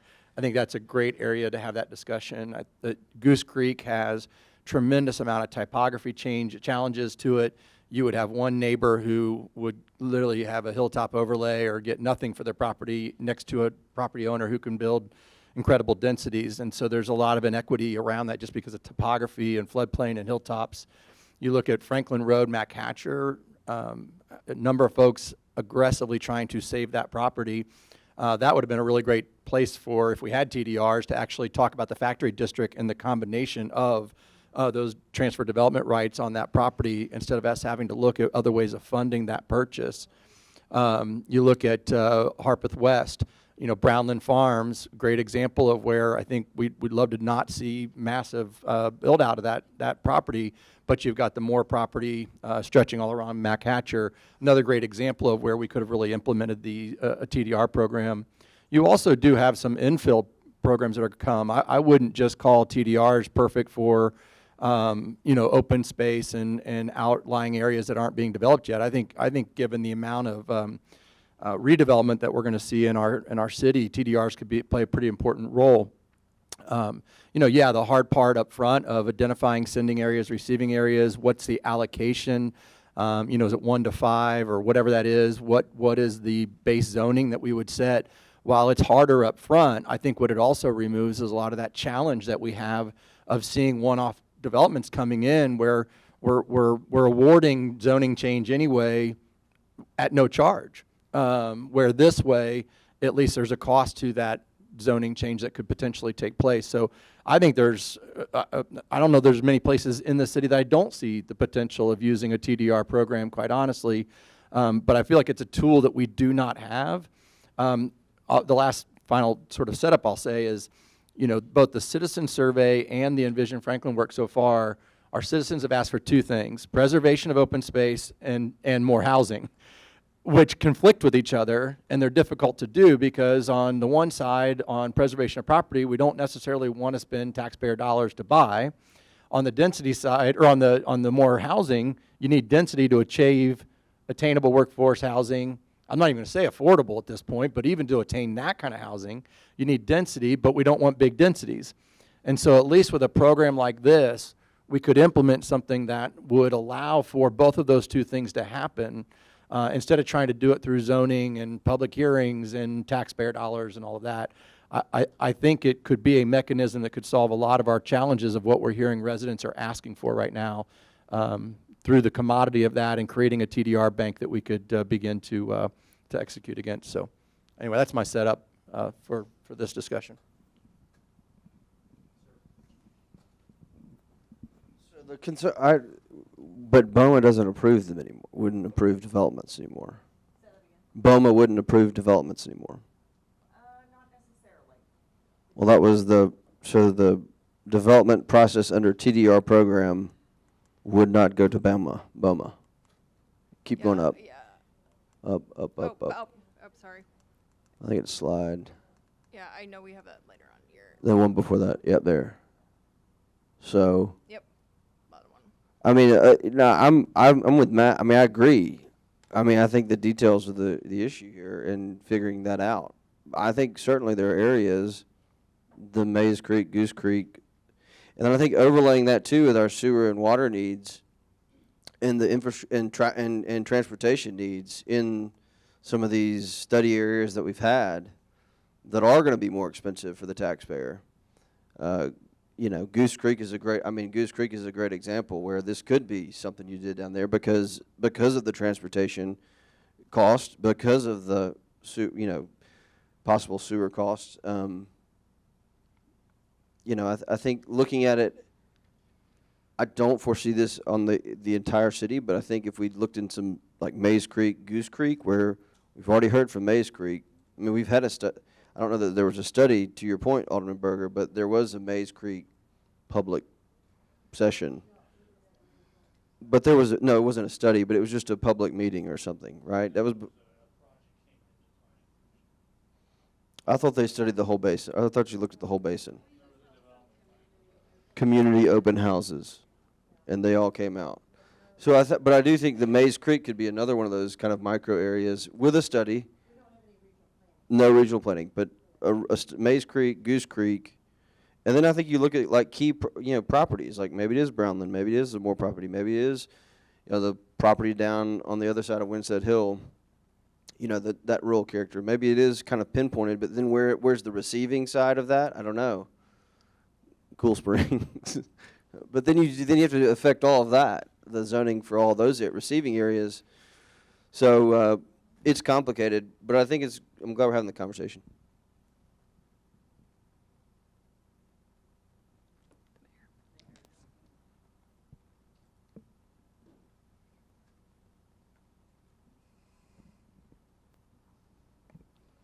Help me understand just a little better. We were going through those scenarios with the conservation subdivisions where we were giving out a lot of density to preserve green space. I'm a little puzzled why we just don't do that versus complicating the equation a lot more with TDRs. Sure, and I just pulled this up, you natural segue into the next slide here. This is an example of a sending zone and a receiving zone. And to your point, if you do use the conservation subdivision, this would allow 100% versus the 70%. You had a 60, 50, 70% scenario with the conservation subdivision. If you would implement a TDR program, you would have the potential to be able to protect a property 100% with no development, no above ground structure development. But what happens is, and we'll go through this with this example, for example, if you have 200 acres on the outskirts in the UGB and the existing residential zoning permits 1 home per 2 acres, the sending area has 100 TDR credits. The point of the receiving area is to see is that the receiving area is going to receive more density than the underlying zoning district, but you're going to protect 100% of that property that you sent on the edge of town. So that's kind of the difference between the conservation subdivision. The other thing was also, Mayor is trying to control that through zoning is that, the other challenge, Mayor, is that you, through zoning, we have elections every couple of years, so boards are changing, and so therefore ideals on sort of how we might think about preservation in some places could change. As it stands now, developers can come here pretty regularly and ask for a zoning change, and oftentimes are granted that zoning change too. So what this does is it puts preservation first. There's no doubt. This is a preservation conservation tool, and it's saying that we're prioritizing that as a community, but we recognize that we still need those housing options, and so we're going to give a mechanism to do that.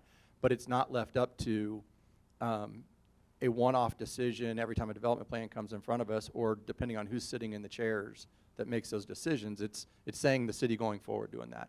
That's my 2 cents on it.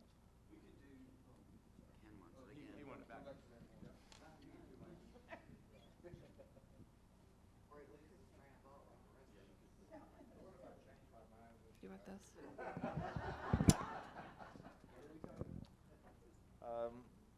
So does that allow the receiving property to overdevelop? Well, you'd still put caps. You'd still cap your TDR in an area. Oh, sorry. No, you'd still cap. I mean, we do have to decide what the allocation is. So if it's so let's say on this 200 acres, let's say the base zoning that we put everywhere was 1 to 5 acre, 1 house every 5 acres. You might allow that to be, that goes to 0, you might send 5, and then now they can do 25, or 1 every, what is the word I'm looking for? I'm looking for, might be 3 to 5 or 4 to 5. But you still cap it. You still say in these areas you can't go beyond this development density. Yeah, you did. You cap the density, yes. Yeah, well, go ahead. I've already spoken. My question would be for, say you had the TDR transfers it, and then my question is like, how is that protection maintained and for how long? And if there's a time limit, then what happens after that when you have now infrastructure built and you have, just curious. Are you saying do the credits run in perpetuity forever, or Yeah, what are the legal protections to prevent development from this agreement? I mean, usually things at a certain point will expire unless they're, you know, in the land trust or something.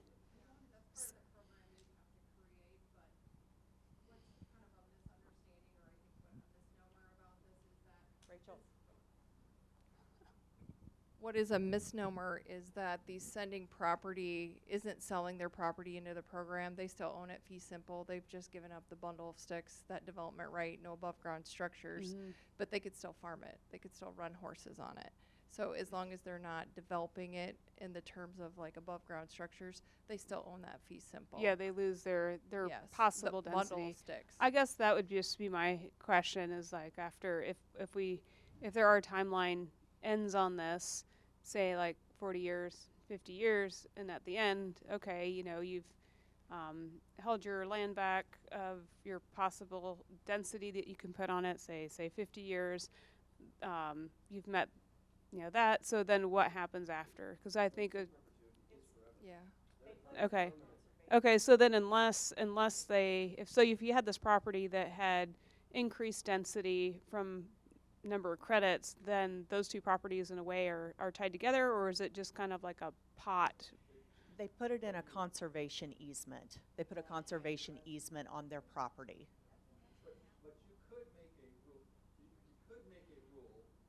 So two questions in there. One is, so on the they're not tied together. In fact, I would recommend that we do like a bank where we treat these truly as a commodity, and so they go into a bank. Because what sometimes can slow it up or frustrate the process is if there is somebody willing to send, but there's not a receiver readily available, or if somebody's wanting to receive but not a sender readily available, you can frustrate the process. And so a quicker way to adoption is create the bank, let them go into a bank, so they're not necessarily tied. Your second part of your question on it goes into conservation easement. Now, technically, we could write in, there are some case studies, great case studies in here, you could write in there where if they wanted to ultimately decide, let's say the farm, 2 generations later they decide to develop, they wanted to do something with that farm, they could buy back those development rights. They couldn't do it for free, they've got their property in conservation, but if they decide to change, they could go to the bank and say, I want to buy back the rights I sold, and I want to buy back rights to redevelop, and or the other thing that could happen is if you have a municipality like ours, we're growing like crazy. Let's say 5 years from now, or 8, we do another Envision Franklin update, and we say the land use plan has changed. Well, that mechanism of a land use change, we might go back and look at those properties differently and say, well, based on sort of the necessity of our city growing, we need to relook at that area. But those could all be considerations that you could write into the process later. Doesn't necessarily change the simplicity of the send and receive, but you could build in those protections. Okay, and then you could also say limit that you don't have, say, a whole bunch of farmland that's like, oh yeah, I'll send credits into the bank, and at the end you have, too much in whatever direction. So. Yes.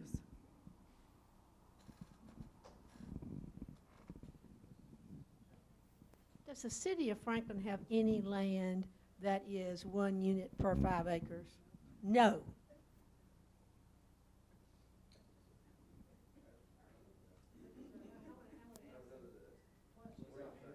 Oh, you're not through? I'm sorry. You handed it back to me, so I thought you were done. Okay. We have some, do we have any land 1 unit per 3 acres? No, it is not in the zoning ordinance. No, is agriculture zone 1? Okay. So, where else do we have any land zoned agriculture? All of out United, New Natcatcher's all zoned ag. No more property. 1,000 acres and it's great time for you. I hear what you're saying, but it doesn't really matter. There would be some attributable zone. I hear what you're saying. Yeah. You would go through and you would establish a new basin for everything if this were to proceed. Okay. You're right. Well, let me tell you, the only thing I know is sometimes whenever we get land that comes into the city of Franklin that's being annexed, it would probably be EV, which, well, not, that's not right, but ER, yeah. Estate residential, it would be 1 unit per 2 acres. But has anybody ever built on a single bit of that? No. They have had it rezoned. Which is the point. Right now, they can come in and just get it rezoned, and it doesn't really cost them anything for us to say yes to do rezoning. In a TDR, you would reestablish a new zoning. Any property that came in annexed would get that base zoning. And then in order for them to go beyond that zoning, it wouldn't be us just saying, yeah, sure, go ahead and you can have more. They would have to buy the ability to increase. Why would they want to be rezoned in this, come into the city of Franklin? We may want to go ahead and Yes. talk about the strengths and the weaknesses Correct. of TDR. Yes. because It's very relevant to what we're all. Yeah, please. So the last thing I think that's of importance on this slide is just a community will determine the price of a TDR credit. So in my research that I found other communities that have TDR programs, what they do is they evaluate the market rate of the land that's within what would be like the city of Franklin, and then they will take a look and they will have a financial analyst tell them what they think the market rate of land is, and they will help that community within the TDR program determine. We put this up here as an example. One TDR credit can be range from $4,332 all the way up to $20,306. And so what unit is a credit? Is it an acre? Is it a half acre? So those are all the devils in the detail type of determinations that you would have to make at a government level, and going through with your TDR bank and working with a financial analyst to determine what the price of a credit is. So this is the last thing I want to make sure we kind of covered on this slide. Okay, some of the strengths of a TDR program. Number one, compensation, a program which provides landowners with compensation for downzoning property. Number two, taxation, as I mentioned previously in the enabling statute slide, a program which requires no tax dollars to preserve land. Growth and development, TDR provides a roadmap to guide the growth and the development to areas with supportive infrastructure and reduce sprawl. Flexibility and voluntary. The state of Tennessee provides enabling zoning laws which allow a community to provide a voluntary program granting flexibility to the accepting property owners. So these are 4 of the high points of the strengths of a TDR program. Here are some of the weaknesses that we wanted to cover. As we've determined already, complexity. It is not a simple program. The development of a program would require a long-term commitment by city leadership, staff training, public development, and community education. Number 2 weakness, understanding of the program versus zoning ordinance. Complexity of administrating the program and holding to the strict policies has led many communities throughout the country to fail at carrying out a successful program. A TDR program is not a simple zoning change. Just some of the sediments that we found just reviewing the current development process within the city of Franklin and what this would do. It would be a paradigm shift for the approval process in Franklin. Consensus among BOMA, property owners, developers, and citizens may be hard to obtain. The willingness of buyers and sellers of the development credits must agree on the price, as I previously mentioned, understanding what the sellers feel the market rate is and what the city of Franklin would feel a fair market value would be. That would take some understanding and some evaluation. Not countywide, and city cannot proactively annex parcels within limits of the program size. So as I mentioned, like Knoxville, they have a growth policy that there is no involuntary annexation within their urban growth boundary, and a lot of the programs adopt that. Okay. What is the dollar value of a TDR? Here's a weakness. The dollar value of a TDR depends on several market-related factors. For example, a landowner who wishes to sell TDRs will likely have a certain dollar value in mind for each TDR they plan to sell.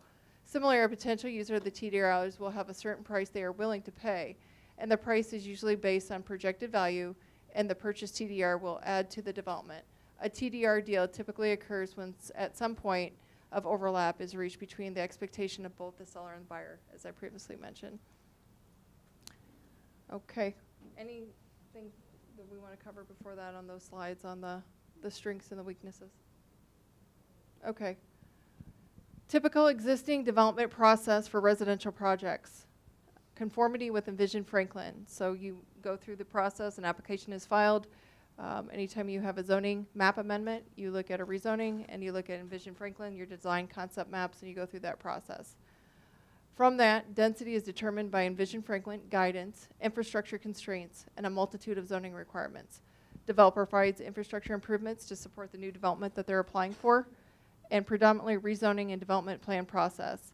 There are 3 factors: citizen participation via neighborhood meetings and public hearings, FMPC recommendation, and BOMA approval for rezoning and development plan. So how would this change if a TDR program came? There would still be conformity with Envision Franklin when you looked at a rezoning. Number 2, a comprehensive rezoning occurs for properties in the program. A low base density is established for all parcels in the program, and also a maximum density for the receiving areas.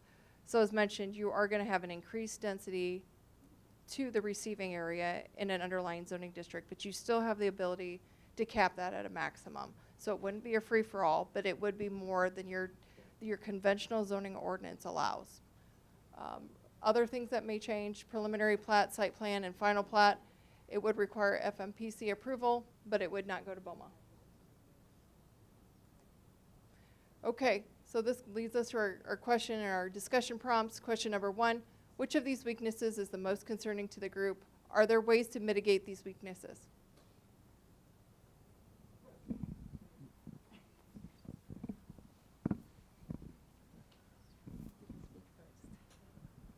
Well, first of all, it sounds like everything would be based on Envision Franklin, that is a land use plan, which is only approved by the Planning Commission, and there would not be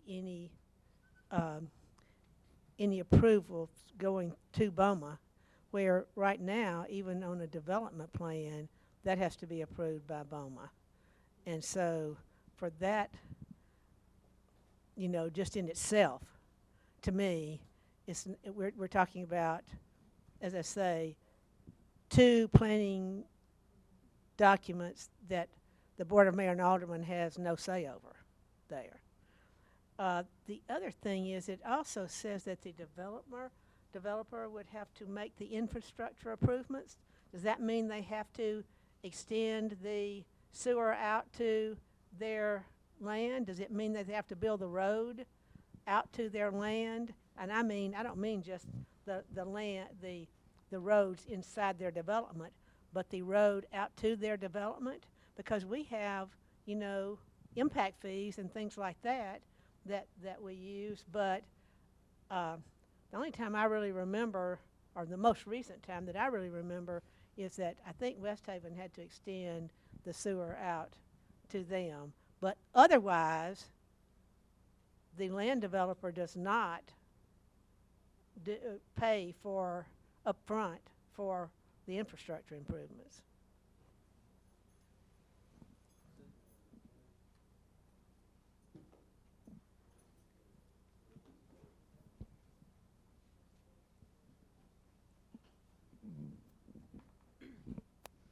I think one of the concerns I would have is just kind of the process of it, that I could see there being a lot of kind of surprise density popping up that a community might not be aware that's happening. And I know, you know, the different boards we have, the Planning Commission, Board of Mayor and Alderman, they're appointed or elected officials.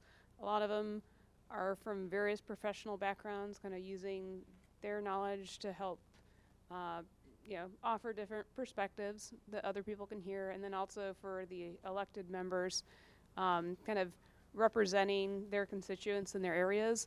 And so I think I would worry about kind of the surprise feature that would have on the community with that increased density, without really, you know, posting it or people really knowing about it. Yeah, that's a fair statement. Thank you for that.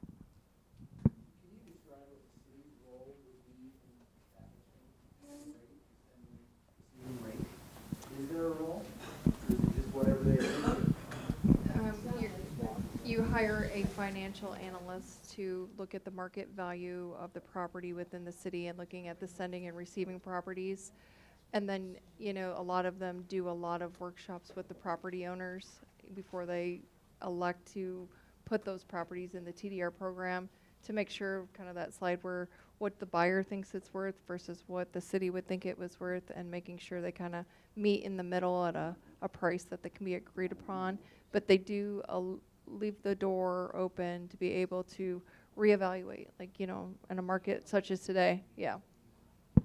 So to agree with Jenny and Ann, I always get really uncomfortable when BOMA's responsibility is usurped by other bodies. Kelly, Jim Roberts, I'm always like, see, historic zoning should not trump BOMA, although I know it's legislative. But I think with us being the people that are elected, it's almost like, where does the buck stop? So if there's one more opportunity for us to be taken out of kind of like owning our decision making, I don't necessarily think that's the way it's supposed to be set up. Not that I really want the decision. Sometimes I'm happy for, Jenny, I'm happy for you to have it. But that's not what people think about. They think, I elected you, Matt Brown, and you better carry out my wishes. And if more times we're like, oh, sorry, can't help it, it's not my purview, it gets confusing for our citizenry. Okay, Emily trumps you. I totally understand what you're saying, and I think just in thinking through this, one thing you may want to think about is that your decision is really happening on the front end of the program. They don't. I agree, but just in thinking through this, you still have control, but it's at a different point in the process, and it does set the parameters early on, and it really helps there be some more predictability to the process versus kind of our current paradigm of how the approval process works. But you lose the development by development approval and that criteria. So I totally understand what you're saying. Yeah, are you still approving development plans though? You can't. No, they go to planning commission first. But wouldn't you still see it, you wouldn't see a development plan? No, but even today, citizens reach out and go, how did that happen? If it's zoned right, we don't see it. So, Matt. Well, actually, I mean, Emily said, it's not giving it away. It's just basically saying that we're gonna do that hard work up front. We're gonna establish those areas. Obviously there's a communication part that has to happen out to the city, but we decide that up front. So we're making those decisions. We're removing the angst. Frankly, a lot of I think it's streamlining the process, first of all, which has been a question about how do we make this even more streamlined in Franklin to see developers come through the process. It streamlines it. 1, 2, it removes a lot of that angst and a lot of that frustration that's there because we set up front, this is where we're going to preserve, this is where we're going to build, and that agreement's done up front. You could still look at development plans. I just don't think you need to necessarily. I'll just speak for myself. I don't have any specific talents in the development space. As a marketer, I do my best passable job sitting up there on that board, but the reality is, if we did the work up front to decide where we wanted the zoning, where we wanted the development, I have a ton of faith in our city staff and so forth around the design standards and planning to implement the design standards and stuff that need to happen. I don't know that, think about the agenda time that would open up for us to do other things for the city if we didn't have to do through all those.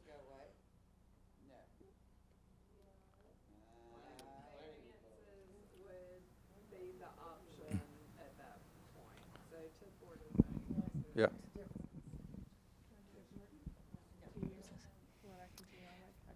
So one of the things that I just mentioned to Andrew that could be considered as a new process or as part of this, if you're seriously concerned about this, is you could do like some other communities have done and start an architectural board that then you look at architectural features. In combination with the TDRs. Yes. Yeah.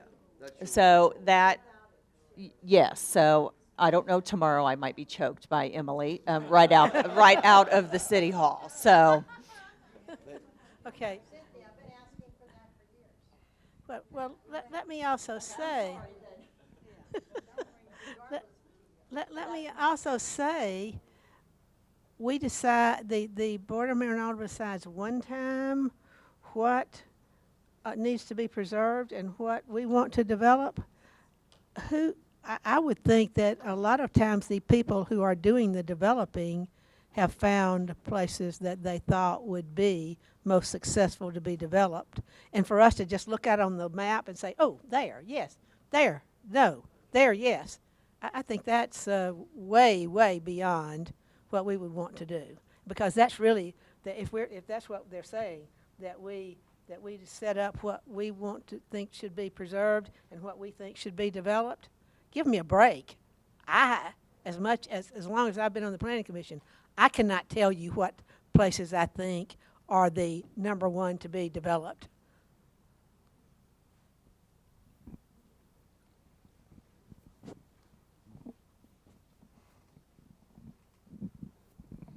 I think that this needs a lot more time and study before we make a decision.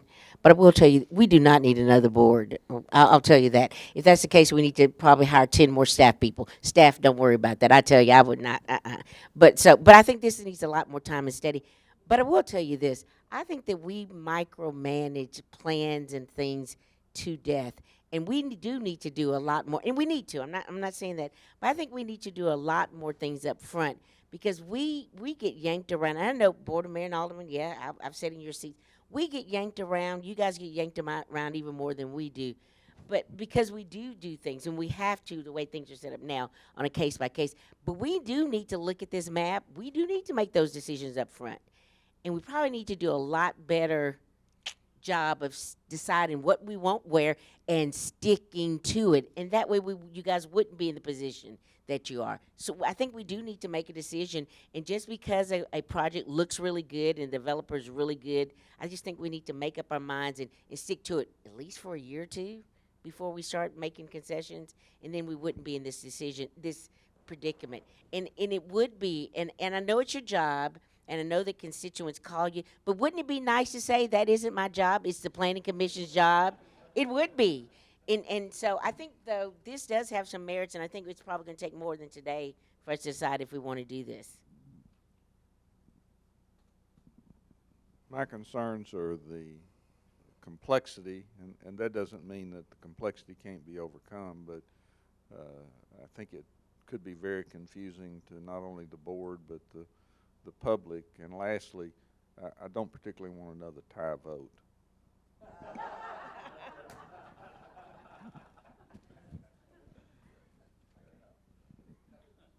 I think it was good that the mayor had a tie vote or two, and it just adds variety to the board. And I've sat here and looked at this, and I really think that this is more, I don't think it's within the city. I think it's transferable development rights from a farm out at Burwood, Hillsboro, I guess it's Leapers Fork now, someplace like that that's looking at preservation. I think preservation of open space happens to be a buzzword for the person that doesn't own the open space. Okay? I mean, that's basically what it is. We want to preserve the open space. So that's a word and a term they use to get by and not have some development next door to them or behind their backyard. And I don't think that's what this is supposed to do. And what I've seen here is much, much more complicated than what I've looked at. And I promise you it was 20 years ago when we did this, but it's not that open space. I look at it as being a farm, not somebody's 5-acre lot, and they wanted to have open space on 4 acres. Okay?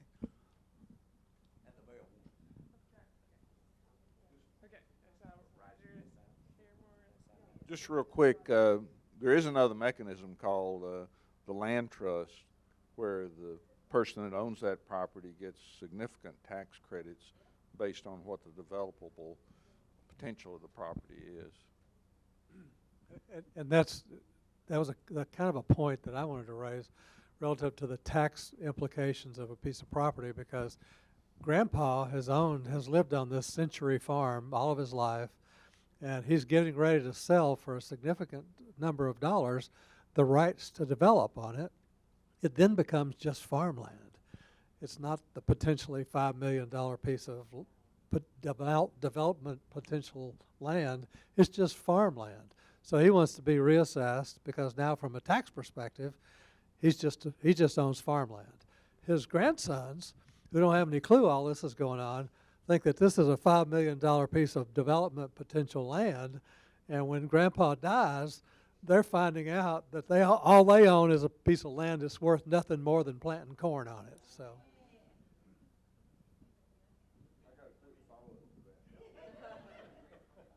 If you live in Leapers Fork and you own 200 acres, you probably haven't been farming it for years, this current time. So they're probably looking for tax deductions. They're not looking for the $5 million.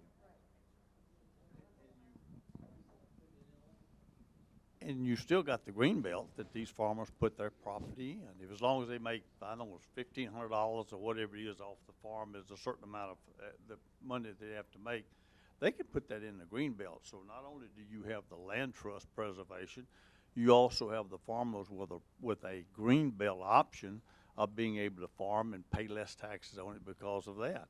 So that's, yeah, I mean, you're right. If you're in Hillsborough and you own 200 acres, you ain't farming it. It might be in the green belt, but you're not farming it. Somebody's cutting a little hay off of it just to preserve that green belt status for you.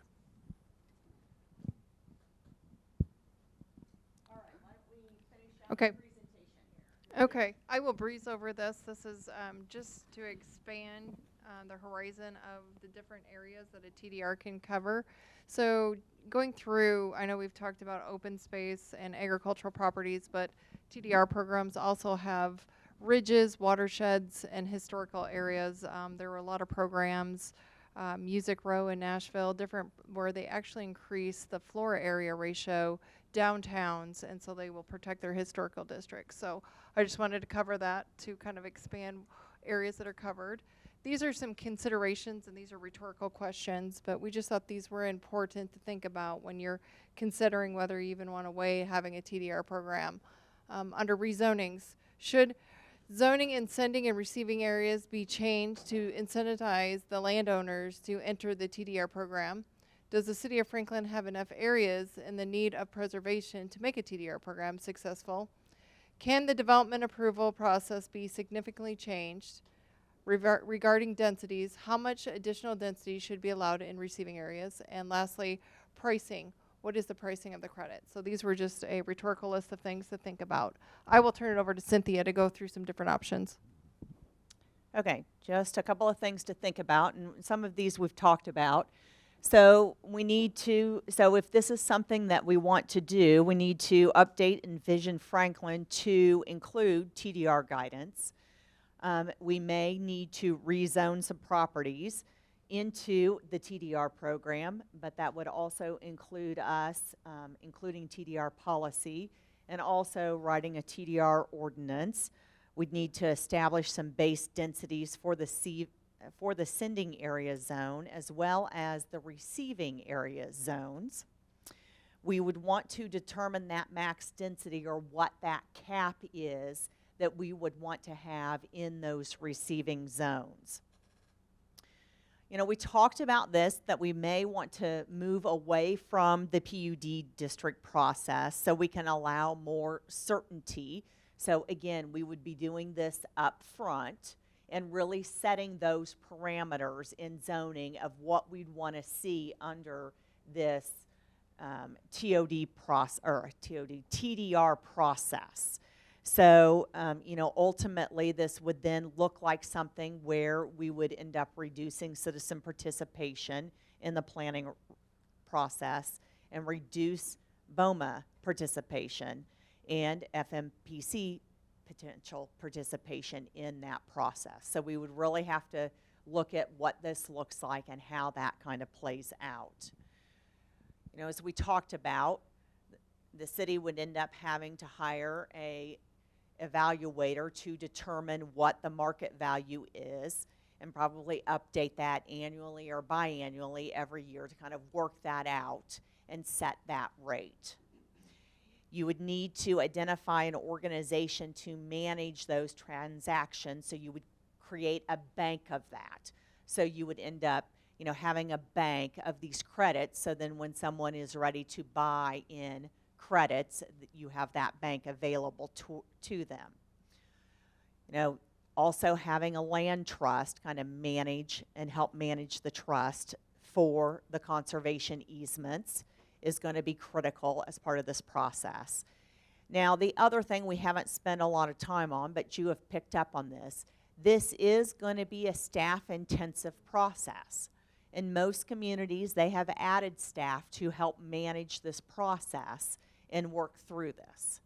And so that is also going to impact your budget. So something to think about. There is also another option and another way to do this. In Elkhart County, now again, this is a county, and they were interested in kind of preserving farmland. You know, Clyde, you kind of mentioned this. So what they ended up doing was creating a TIF district to help preserve farmland and help with their kind of purchase of development rights in that sense. They offered an option to cluster subdivisions on the land, and then they used a land trust from a voluntary standpoint. They didn't require it to protect land. If you want to go to the next slide. So how this worked is they had a program in order to, and they created this agricultural TIF. And so the agricultural TIF, they created that around the farmland, so that way the money off that TIF could be used to pay that farmer to conserve a portion of that property in a conservation easement. So let's say the farmer had 100 acres of developable farmland that he wanted to farm. And so the farmer was interested in preserving maybe 40 acres of that farm.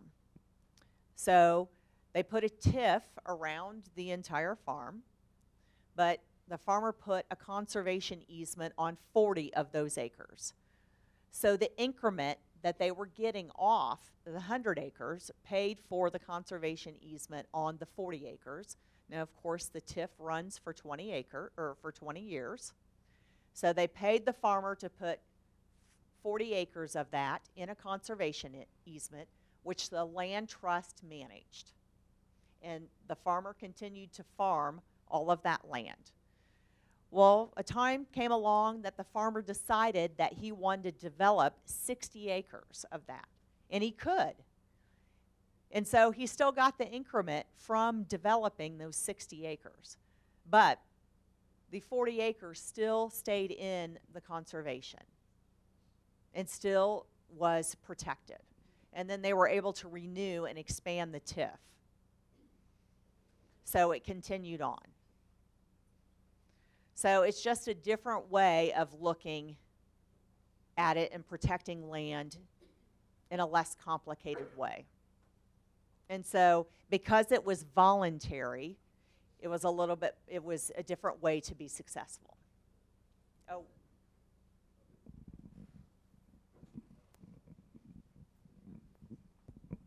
Is this study from like Elkhart County in Indiana? Yes. Okay, because I could see them using this program more to control the suburban sprawl that's happening there. Yes. Pretty familiar. I grew up adjacent to that. Because I know like most of that area, like what, 85% of that county is just farmland. But I know Goshen is growing. Correct. And they just buy a farm field and just pop in a subdivision. Correct. Okay. So it is more, yes. Because I think Franklin's structure is It is. It's a little bit different, but it was a unique way to use a TIF that I hadn't seen before. Any other questions, Mr. Baggett? I think there's more to this. I think this is something that we can continue looking at the TDRs, but there's more to this that I think ties into the zoning. If TDRs don't work out, I'm not saying they're not, but if they don't, to the mayor's point of using the zoning order, I think there's a way we can do this, or some form of this to help fund. And quite frankly, if you look at all of our conservation subdivision parcels, they're going to be developed in the next, probably 10 years or so. Looking at creatively using a TIF on those, maybe not just the way they're doing it there, but those to fund other open space projects that are pre-identified, that are not, but that as a funding mechanism. So we know in the incremental increase of the, because they develop under our conservation subdivision, but there will be increased associated property tax. Right. And some increment of that going towards, some sort of land preservation fund, because I think that, I'll leave you with that, because that's as much, but I think there's something there possibly, because instead of just coming to the general fund, or coming to our capital investments, or coming to parkland dedication for a lot of this, maybe there's a creative way we can do that. Okay.